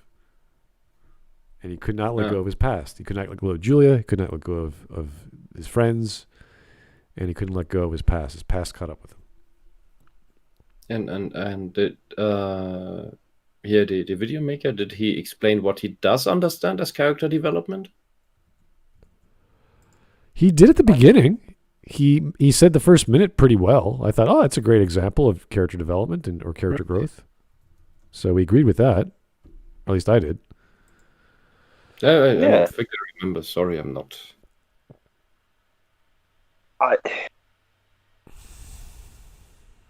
I'm surprised he doesn't see it in these other instances. I'm just trying to get to. I'm just waiting for the point where he says it's overrated, because he's saying all these things and it looks like, oh yeah, that seems pretty cool, and it looks like it's really good for the stories, and it's like, so how's this overrated? Where's your example of non-character development being amazing? Is there an intention behind this? Saying it's overrated, that people shouldn't do it? I don't know. Everything he's showing is good. He's showing all these stories where development is necessary and a good part of the story, and you're like, yeah, I agree. Yeah. So what's I don't overrated about it? I don't know. God, this meal is too good. Meals shouldn't be. Good meals are overrated. Anyway, let me explain why these meals are really good. Okay? Yeah. And why should not be done again? Well, tune in next week. Here's on my next video or something. Yeah, here's a cool man. Thank you, sir. At this guy, your sample size is small, your standard deviation is big, your conclusion means nothing, and you should feel bad. I don't know, man. I don't know about the last part. I think he's just not really comprehending what he's understanding what he's talking about, really. Anyway, let's try and get through. He can't screw up Bebop, but Bebop is so classic. You can't mess this up. So Spike's is a cautionary one of refusing to accept reality and accepting to move oneself. Spike's fate did not change the world, nor did he himself change, and for that he died in the present, never reaching his future. Stepping back. That's the point. That's the whole point of the story. You either grow. If you die, you can't get to the future. By the way, I'm just going to say that. You either grow, stay the same, or you die. It's one of those things. And Spike couldn't change. Yeah. He died. But you can also grow and die. Sure. But this is the message of the story. Still growth. Yeah. Yeah, there's negative growth, there's positive growth, there's all kinds of growth. Yeah, that's fine, but well, because I'll always bring up Arthur Morgan from Red Dead 2. His biggest part of his character growth is the fact he knows he's going to die. And him dying is like a big part of his character. Do you know what I mean? With like redemption and stuff. It's still negative that he dies, but it allows him to change. And I assume with his death, it does allow him, this character, he has grown a bit at some point. I don't think he just stayed exactly the same, then died. I'm sure he did develop as a character. All right, here's Mike Testa. Quentin's Blues Clues creepy cause cold sterile walls. What? Mike, what the hell? What? Okay. Is this a sentence, Mike? Oh my god! Does Steve have character development? Jesus Christ. I don't know with this video anymore. I don't know. So now we're on another anime. What I tried to say was that he seems not aware that the pattern of character development is present in all these things, because he has a very narrow understanding of what that means. Probably only positive development, and that's where his argument comes from, or his attempt at an argument. His pattern matching doesn't really match up because he doesn't understand the words right. Yeah, I'm just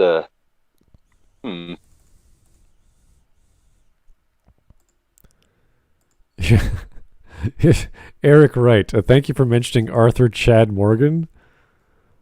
As soon as I heard that, I was thinking Francis York Morgan from Deadly Premonition, but that's just because, it's a crazy show. Arthur Chad Morgan. Arthur Chad Morgan.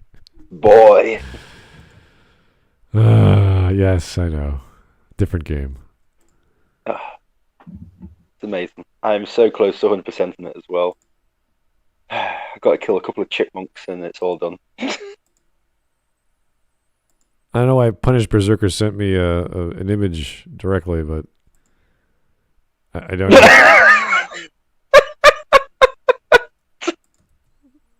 I haven't seen it, but I'm knowing what bears would put. Let me just find out. Let me see. Okay, it's definitely a. What is this?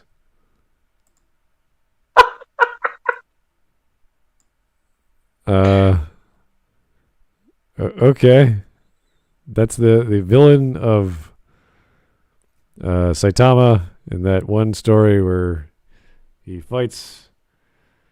What the hell is his name again? I can't remember. The alien, the one. Sea King? No, the one-eyed alien. Burrito. Burrito. There, thanks, Burrito. Burrito. Right, yeah, sure. Yeah. Okay. Oh God. See, I remember. I pay attention All right. to all this anime crap. Boris. There we go. All right. Thank you, Berserker. That's great. Anyway, let's get back to My Hero Academia, and Oh God. and here's some stories about some guy doing some stuff. For a moment, from our examples, what is a character arc? Defined by a change over the course of the story, a negative static arc, or at least this example, is narratively satisfying because of a lack of change. Negative As static arc. How is it narratively satisfying because of a lack of change? Can you explain that one? What? What? No, but there is still change. Negatively static is good because there's a lack. What is this guy on now? I think I missed something. So what is a negative static arc in his know. argumentation? I don't know. What's a negative arc? First of all, what is a negative arc? So I'm assuming not good, so negative. He goes backwards or something? And instead of they revert in characterization? instead of Because that'd just be bad writing. right.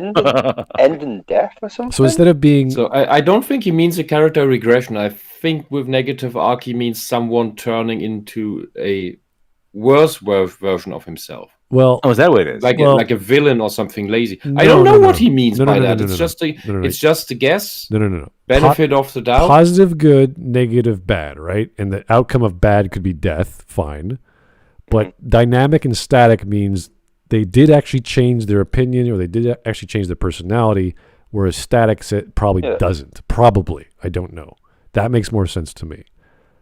Sure, you could take it that way. That's a very limited view of character or categorizing all these changes like Spike takes, because Spike dies at the end. That's negative static and therefore good.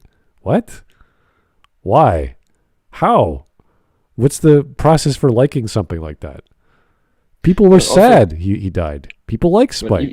Even a character regression is a development until the time the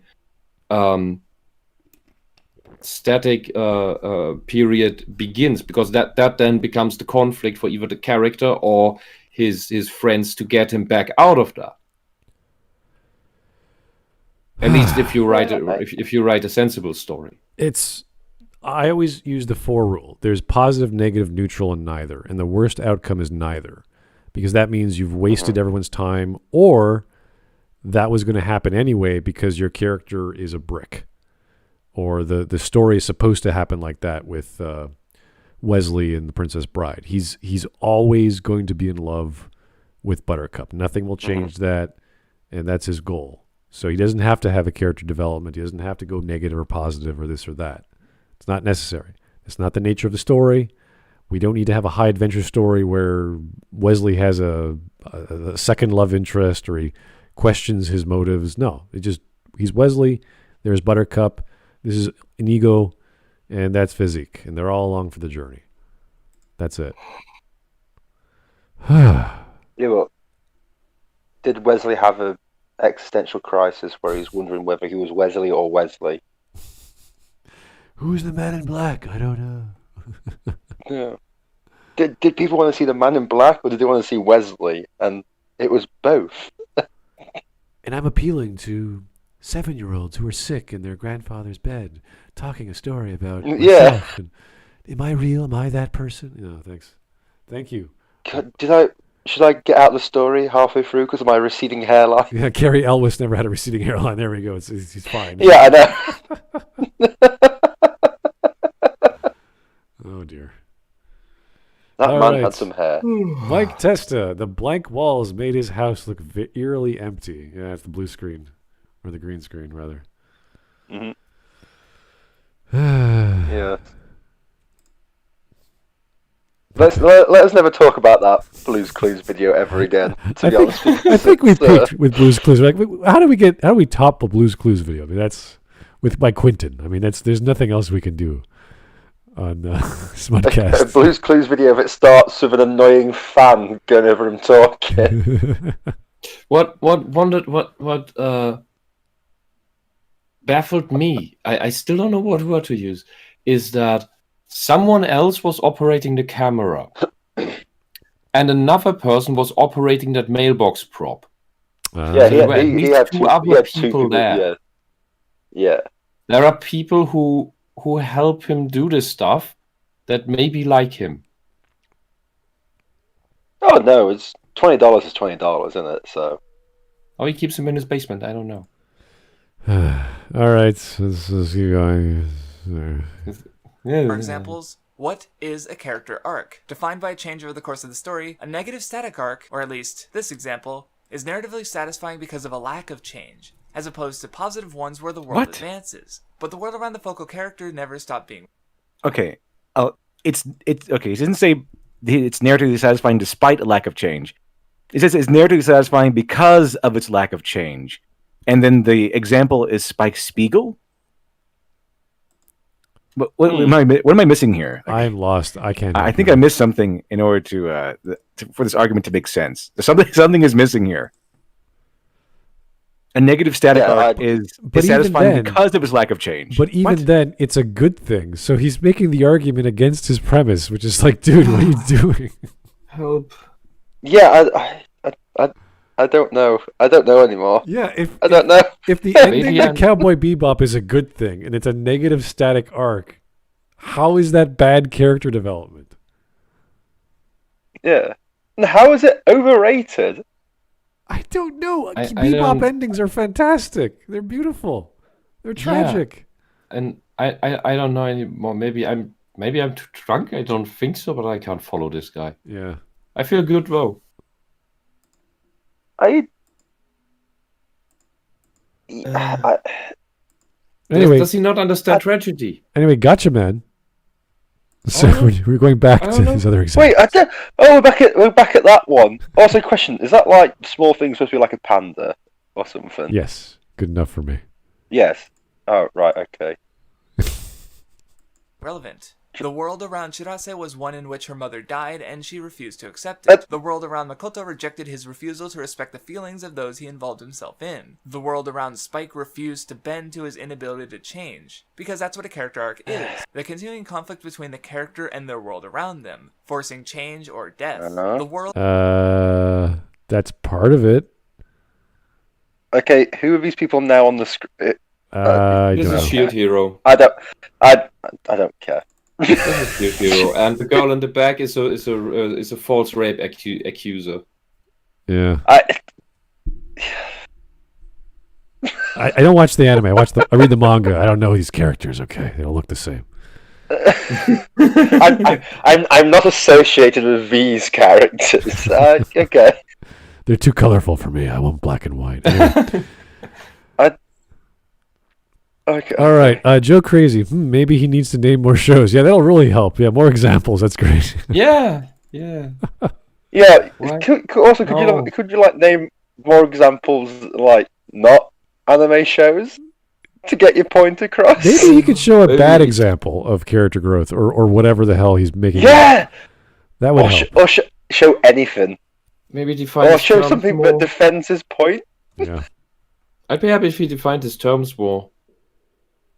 He did such a good job the first minute and a half. I was like, oh, I'm with him. Yeah. I could follow along. It's good. Making sense. Yeah. And all of a sudden, boom, anime, boom, more anime, boom. Like, no, slow down.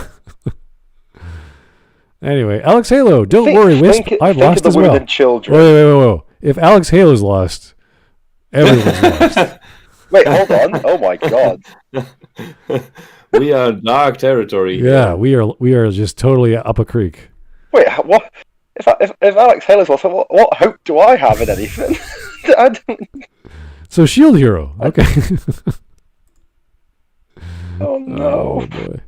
World isn't literally the setting, but also those inhabiting it. Every character is inherently a product of their circumstances, their environment, and the choices they made, to one degree or another. And it is through conflict between character and setting that the ideology and meaning of the story can be derived. Character development is not... You're trying to tell me... Why is it One Piece now? Why? Wait. How is it that character and setting derive character meaning? That's like saying Picard and the Enterprise derives character meaning. Or... I don't even know how these words connect. I don't know. I don't... Like my house or my apartment derives meaning to my character. I'm like, what? Wow. Like could of you? I don't know. I want to live in this setting, I guess. Yeah. Your room is a reflection of you. Maybe. And if you clean your room, you overcome conflict. Oh god. All right. Red Wisp or whatever. Just chill it down a little bit. We're not, As usual, the German there with their alt-right Nazi rhetoric. Once again. You made me drink my last beer. No, I didn't. Okay, Wisp. If I had a Guinness in my hand, I would be happy. Okay, I would be confused, but I'd still be happy. You see, there's a difference. Yeah, but now I don't have a Guinness in my hand anymore. Well, I don't need to have it all the time. I don't have the prospect of still being able to have a Guinness in the future. Because it's not in my fridge anymore. That's which is why I told you the last Guinness is like the last health potion in any video game. You never drink it because you might need it later. Even in the last boss fight, you don't drink it because the next attack of the boss could be worse, so you don't drink it. Because if you drink it, you have nothing to fall back on. I have the hope of getting a Guinness in the future. That's my wonderful, beautiful dream. So well, that's something to work towards. Is that part of your character development? In my setting, yeah, apparently. Yeah, in your house. You can make the argument for characterization based off setting and your circumstance and your environment. Mm-hmm. Sure, but meaning, I guess I don't know how though. Like, just tell me like. Oh my god! I don't know anything anymore of this video. I'm just here for the ride. Just whatever. LiteratureDevil. Eric Wright in the chat said, Wisp's mic is so good I can hear the devil calling for a soul. Can you comment on that? Yes, it's true. Everyone I'm should scared. buy beautiful mics. That's the way. I am to go. flattered but scared. Anyway, 3 minutes left. We could polish this off with or without Guinness. Overvalued because it's bad. Far from it. The convention is excellent for beginning writers, as by forcing their character to change, they force them to have failed or recognize their weakness in some way. Through that weakness, they are given conflict, but it doesn't need to be the only route for a story to take if they want conflict. Sometimes it's the world that needs to move. And maybe I it will. don't- Here I sit, What? having explained what What? makes a The- character that- arc worthwhile. So now we can change. Throwing out the old convention He's just throwing random clips in it that all have character development. Holy fuck!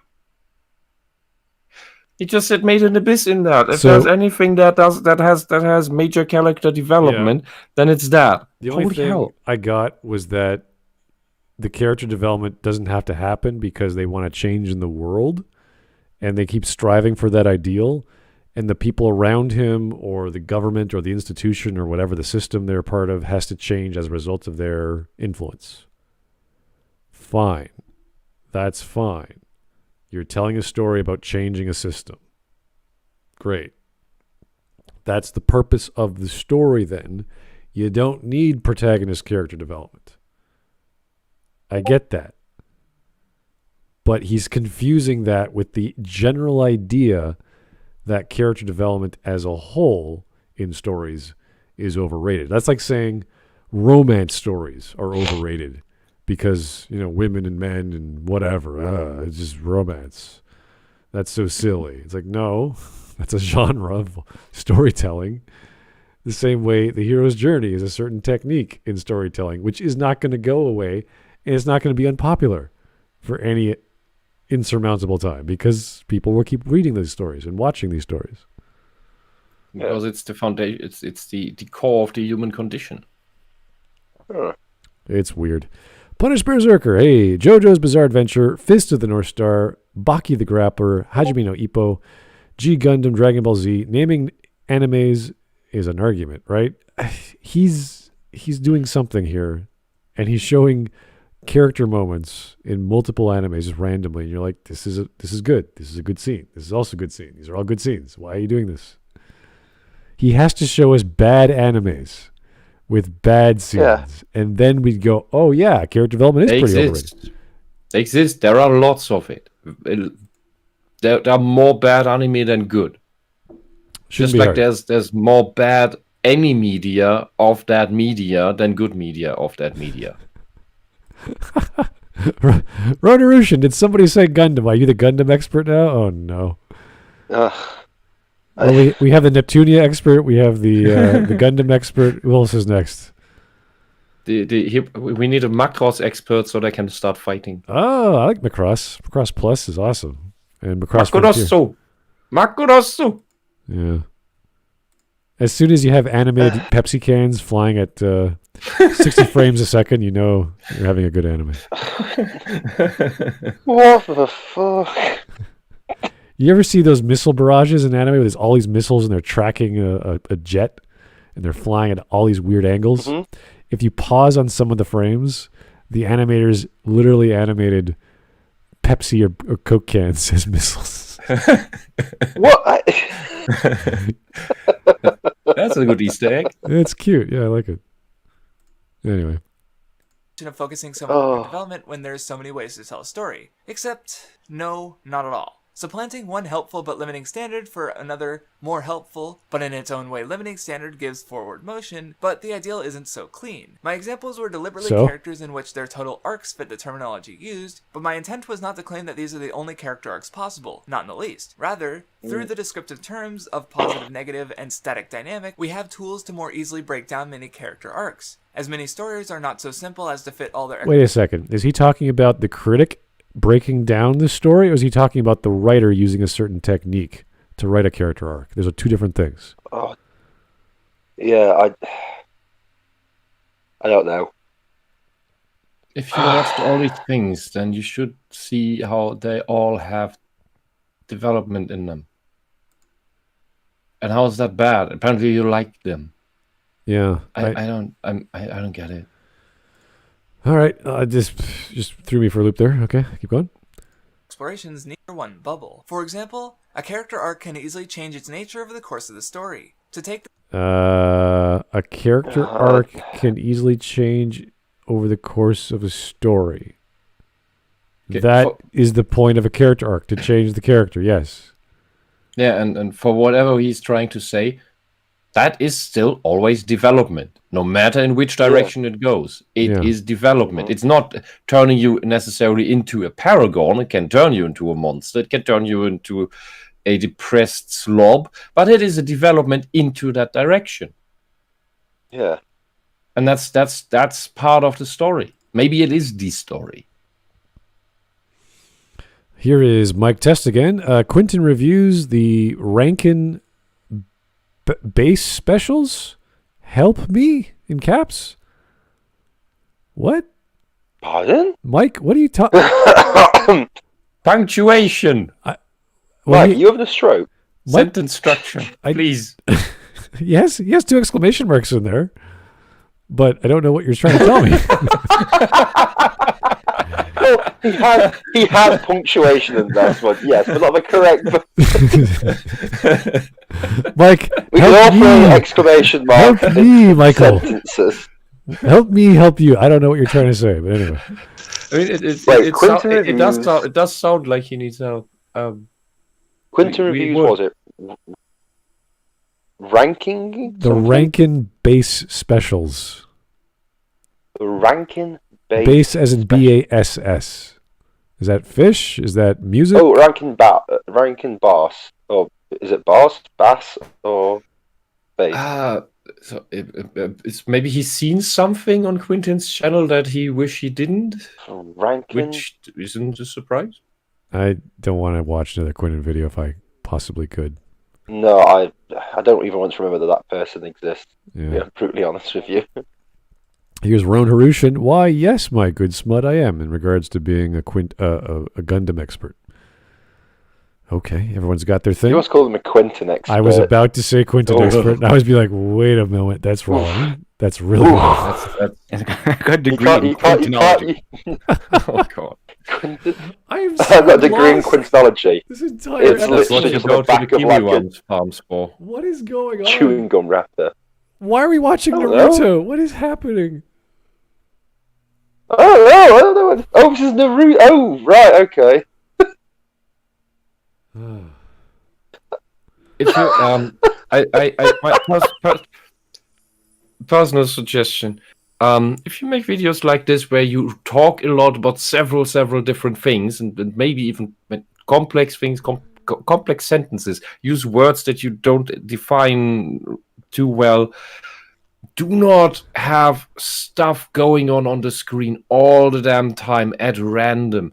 It is immensely distracting. Most humans are visual thinkers, so when there's stuff happening around them, the brain tends to focus on that and less hears the words you're saying. It's the same as putting up text on the screen while you're talking. The fewest people can listen and read at the same time. This is kind of the same problem. And it's best to not look at this. I think it's best to not look at the screen anymore. Just listen to him. Yeah. Yeah, but also, you know, when you're making a video like this and you've got examples, use clips from those examples. Stop putting random stuff in. Well, you know what? I bet those examples are actually relevant. You just didn't describe them because they look relevant, but we don't know the context. Oh, I'm sure. Yeah, I'm sure they could be relevant, but it doesn't feel that way with them because I'm just sat here going, wait, why is there this whisker child thing here? Who are these people? Here's Joe Crazy. Naruto run. Okay, so Joe's running like Naruto. Is someone in need of a Naruto expert? No, Joe. We're fine. Thank you. Here's Mike Test again. The Rankin Long, a Bass Christmas specials. What the hell, Michael? What is this? What's the noun and what's the verb? Mikey, Mickey. Mickey boy, my main man Mickey. What? What? Puzzle of a sentence, sir. What have you done? Right, ranked. What? So rank. What was that again? The Rankin. The Is that a Rankin name? Long. Or is it a verb? Rankin. The- Rankin.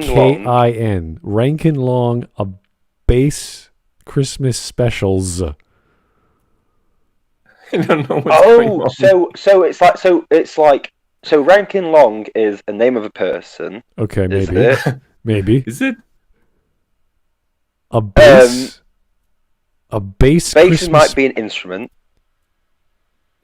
Or is that Rankin Long bass his name? Christmas special. It could. Okay, let's assume Rankin Long bass is a name, and they do some sort of Christmas specials. I guess. What is going on? So, hold on. Let me just hang on. I got a piece of paper. Right, hang I'm on. so confused. This Rankin video is Long's confusing. Mike is confusing me. I'm not sure what's happening right now. Hold on. Hang on. Hold on. Let me just hang on. Was it the Rankin? Maybe bass is being ranked. I don't know. Anyway, this guy makes Christmas specials. Is all I can figure out there. Hold on. Are you like doing some magical English thing that the rest of us non-British people are unaware of? Oh, is it? Oh, it's a it's a Christmas special stuff like Rudolph the Red-Nosed Reindeer, in like Like Claymation's those Christmas? dolls. Yeah, and stuff. Oh, I remember that. I love the Claymation's Christmas. I watch that every year. Oh, hold on. Let me just. Yeah. Hold on. That was not the Raisinets. They were these giant raisins in those raisin commercials back in the day, and they're Claymations. I think so, but there's. Yeah, but hold on. There's. Stop motion. There you go. Yeah. That's probably what he's talking about. Okay. Yeah, hold on. It's this stuff here. Everyone knows what I've just put into the Discord. That's the one. Yeah. Yeah, I watched that every year. It's great. Yeah. It's called the Claymation. Well, the one that I watched is called the Claymation's Christmas Special, and they have a series of skits with stop motion animation. Sometimes it's Play-Doh, sometimes it's this or that, and they sing songs. It's great. It's a really good. It's a classic Christmas show. So yeah.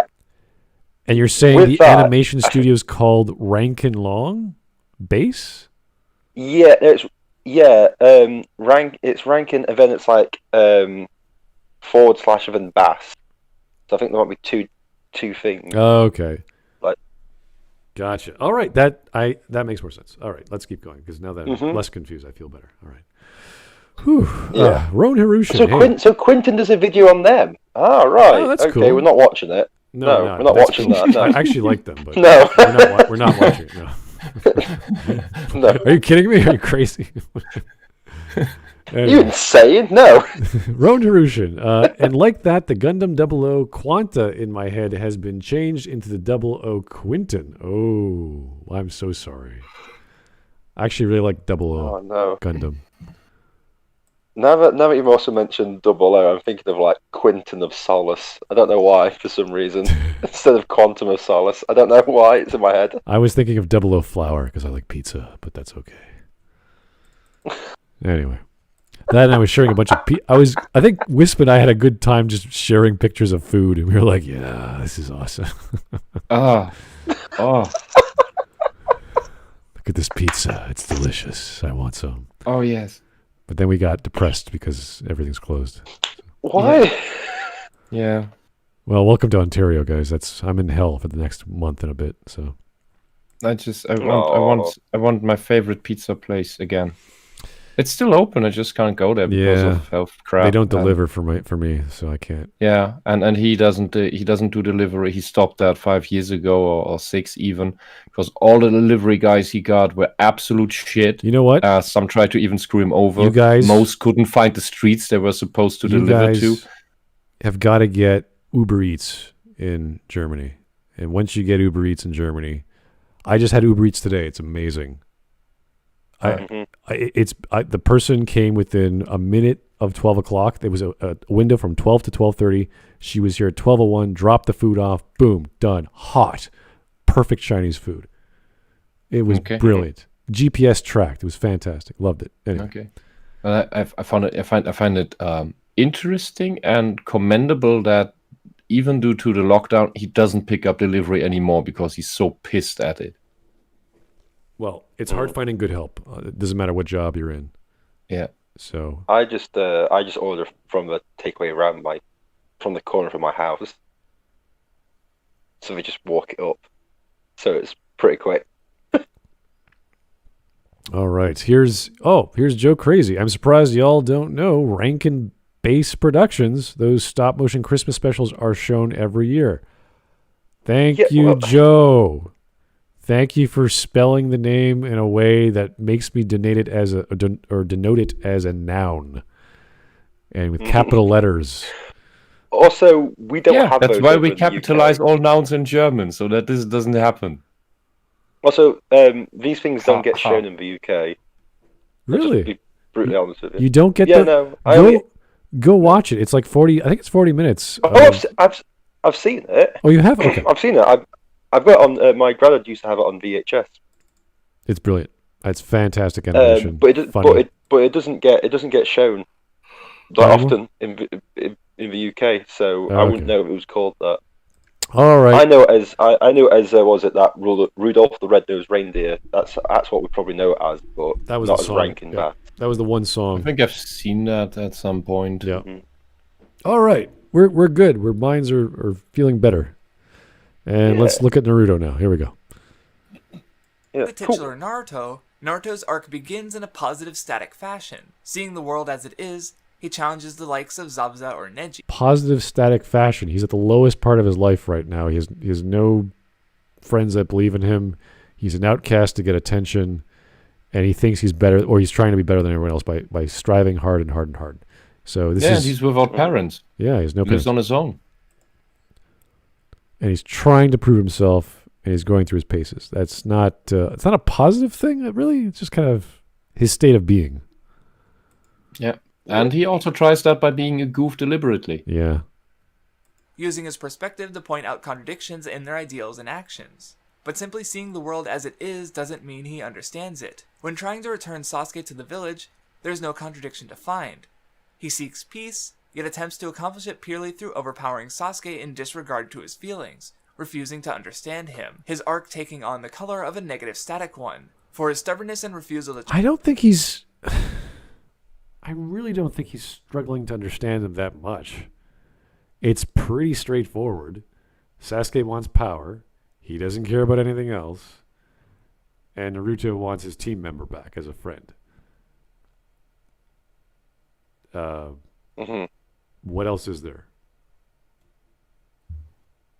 I mean, he learns about the death of his family, of his Sasuke's family, through his brother. That's why he's angry at him.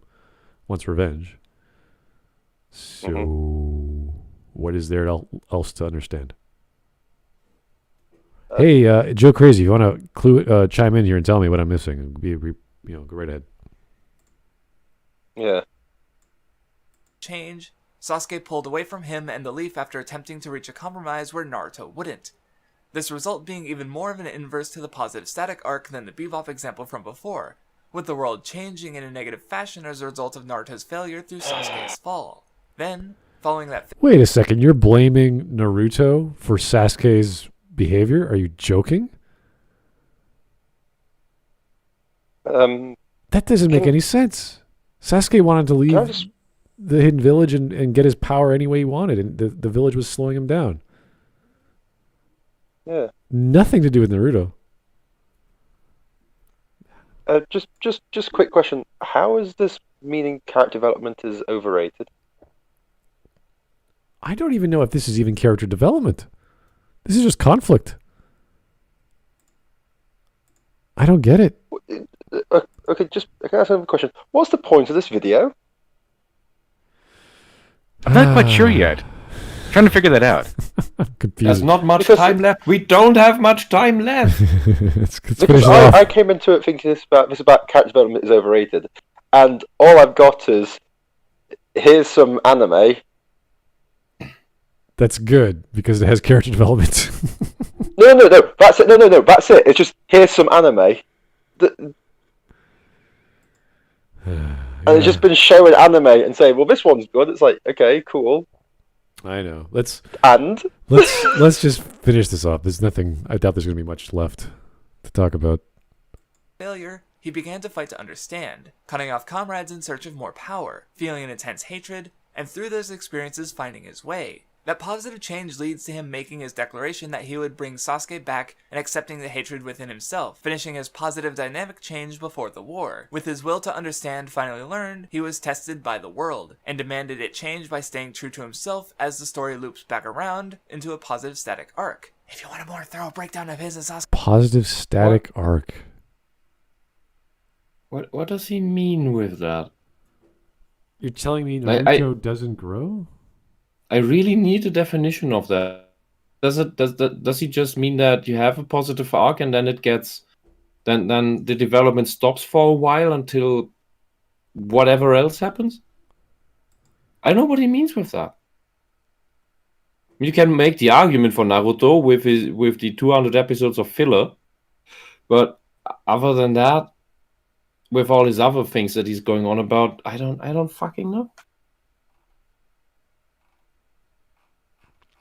What's a static arc? I'm quite sure Naruto is not a static character. He's got some depth to him. He starts off as a not a bully, but a rebel to get attention, and then he wants to prove himself to everyone. There's nothing inherently static about that. He goes through so many conflicts to become stronger and learn things, and he does crazy stuff like summon giant frogs and fight in big battles and lose his mind here and there every time he needs more power to fight because he's got that nine-tailed demon fox in his body. So there's lots of soul searching he's got to do. I wouldn't call it static. Anyway, 2 minutes. Or sorry, 1 minute. His arcs watches. And of course, that's just one character arc of learning to understand others and seek compromise for peace. What if a character undergoes multiple arcs at the same time? On Whole Cake Island, Sanji's integrity was tested and maintained despite betrayal. His love What the fuck is this video? On Whole So, Cake, what? we're on One Piece now. We just jumped to another anime. But what is this? What has this got to do with character development is overrated? I don't know. He seems to like all these animes. I don't get it. Great, that's wonderful. I really like brunettes, but you don't see me making videos about them, right? About how they're good and how blondes are overrated, right? What is this? What is this video? Blondes are What is this overrated. video? Here's a video Wrong, full of wrong, hot wrong. blondes. You got it all wrong. You got it all wrong. Yeah. It's you like brunettes, and then you make a video about how brunettes are overrated. And they're amazing. They're awesome. While making an argument against that they're overrated. Yeah, I don't know what this. I don't know what. I don't. Maybe it's a reverse psychology thing. You say, "Oh, they're clearly overrated," and then you just show us a video of them all being awesome, and you're like, "What? Okay, Yeah. thanks." Oh, here's Mike Test again. Smud, my bad if I confused you, fellas. That's okay, Mike. We got it cleared up. Thank you, sir. Here's Joe Crazy. Joe Crazy. But there is character development in Naruto as early as the first major arc. Yeah, I know. He grows up. He literally grows up. He makes choices. Is that He the saves point of people. shonen manga and shonen anime? Not per se, but you're talking about the audience where they're at that stage of their life where they want to see hero's journey stories. So it lends itself to that very easily. The same with Orson Scott Card with Ender's Game. It's a bunch of kids growing up in a warlike adult environment and being treated as adults because they're special, yada yada. So, but that's a lot of stories where it's always some sort of wish fulfillment or power fantasy, where kids are given the realm or the role rather of playing with the big guns, doing the big things, doing exciting stuff, that sort of stuff. All right, less than a minute. We can do it. You're good. One Piece. Arc that changed the world around him. Yet in regards to his tendency I to see sacrifice you. himself for others, in turn sacrificing his dreams and desires, he was forced to give up on his half-hearted kindness and give his thanks to those who wanted him to live by truly living, undergoing a positive dynamic arc. This video only explores a grand total of 6 characters out of the uncountable amount in the unknowably huge expanse of fiction there is to read and discover the ways conflict can be achieved. Pokemon, I know that one. I know one. What Where- 6 characters did you explore? You brought up a million things. Did Ash Ketchum have a character arc? I can't remember. Yes. His whole point is that he stays 12 forever. I don't know. I only know he has a yellow rodent. No, Ash is never changing. He's always retarded. He's always the same age. Although he goes through several years of going on Pokemon adventures and tournaments, and Ash doesn't change. He does overcome odds, yes, but he doesn't change. Here's another gift from Berserker. Thank you, Bears. I mean, I'm not sure what that is. But I don't. I actually rather like the movie. It's kind of weird. It's one of those things it's not a good Bond film, but it's still, like, for me, I enjoy it. Oh my god. Anyway. No finish. Let's just get through this. All right. All right. There we go. The course of the story, the very conflicts that shape the characters we enjoy so much. And for as many of them that change for the better, I think we should appreciate those who don't for what it accomplishes, or even fails to. How can the vast, infinite potentials of storytelling be limited to just one small thing? What are you We're on not about? saying it What are you is. talking about? We're not saying it What does. the fuck have you just spent the last 20 minutes driveling on about? I don't know. What is this video? All right. Well, if we sat down with this guy and had a conversation, we might be able to understand what the flying hell he's talking about, because clearly this is not the best format for him and his ideas. At least I the think way he his- articulated His them. whole choice of words is just wrong. He wants to say something. Maybe he even has a point, but he's using the wrong words to express it. Oh yeah, he's definitely got a point. It's on his head, but he has got a point. Okay, so I guess we learned today, folks, that some people are trying their attempts at, I think, critical analysis, not writing skills. Like when you talk about character arcs, I think he was coming from the perspective of a viewer critic, not a writer creator. And More from the perspective of an audience member, not really so much as a craftsman. I think.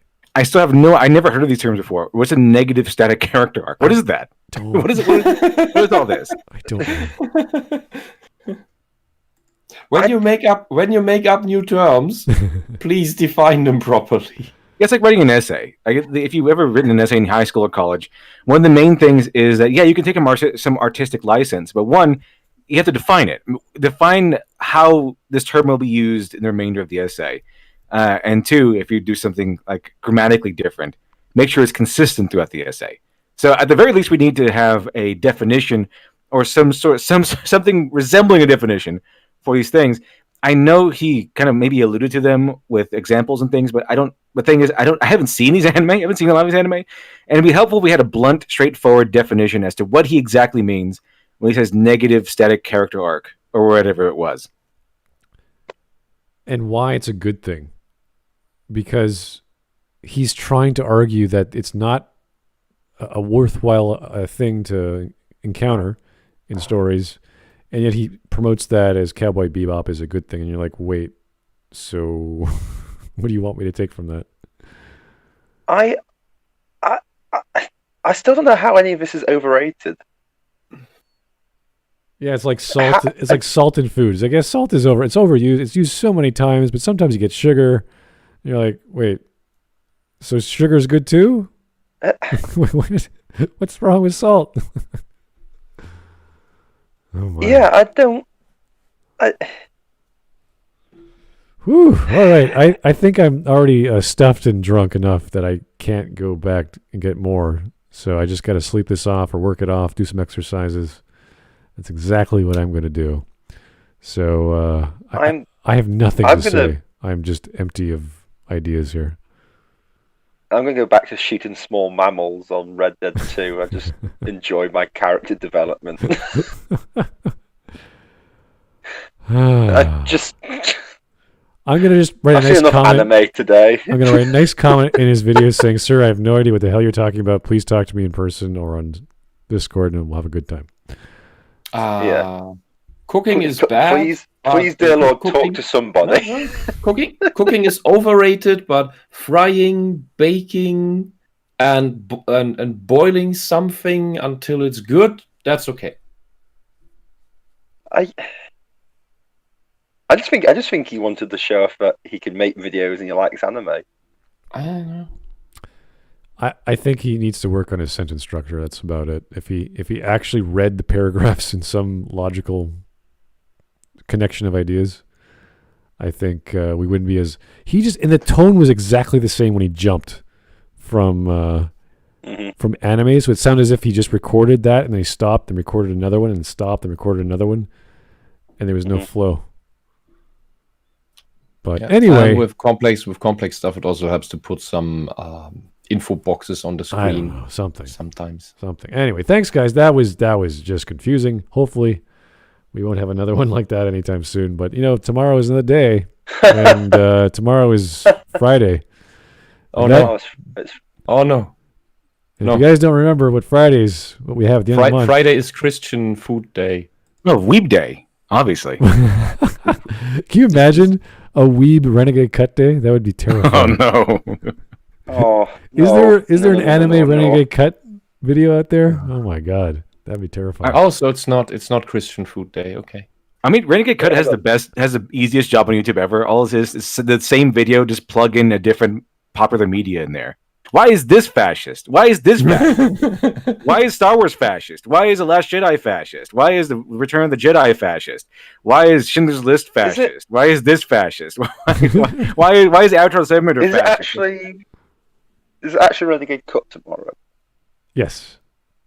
It's Renegade Cut Day. Oh, so then next week is it Maggie then? You got it. Oh no. Oh, fuck me. April just went by so quickly, didn't it? If you want to learn how the know. Godfather trilogy is fascist, go to Renegade Cut. Will he ever tell us how socialism is fascist? He doesn't understand so. it. He doesn't understand the relationship between socialism, communism, and fascism. He just does not. He cannot connect the dots. Like history has not been kind to Mr. Renegade Cut. The bloke taught English in North and South Korea. I'm not sure he knows much about anything, honestly. North and South Korea. Oh, yeah. I still love that line. Okay, so it's either Seoul or you wanted to save yourself from saying North Korea. Yeah. Because Pyongyang is just around the border. Yeah, but it's just the way he went in Northern South Korea. It was like, oh, yeah. That's a natural way to say it. Oh. You could have just said Seoul. Or some village outside Seoul. That's the Here is South Korea. Mike Testa. Thanks, Why? Mike. Why? Thank you, Michael. Remember when Renegade Cut called Home Alone pigs? Oh, God. That Home Alone video is just... The burglars are the actual heroes or something, which they actually aren't the heroes at all. Aren't they liberating the wealth from the rich? Evil cops doing their job. And he assumes that they take they take from the rich and give to the poor, which is never established. It's actually established that they keep all the stuff. Why would you? But they That's do give to the stupid. poor. They give to themselves. They are poor, so they give to themselves. What? Isn't that the point? Fantastic story. Anyway, guys, thank you for your time. We That's appreciate stupid. all the wonderful jokes and whatever we tried to have fun with this video, because that was sad and just not for most people to consume on a Hey, Thursday. Quinton's made another Blues Clues videos. Do you want to watch? No, I'm joking. No, what? Why would he? No, You're kidding. No. Anyway, Stop thank pulling No, you. I'm being deadly serious. Have a great evening, Stop folks. pulling my wispy tail. Take it easy. We'll see you soon for tomorrow.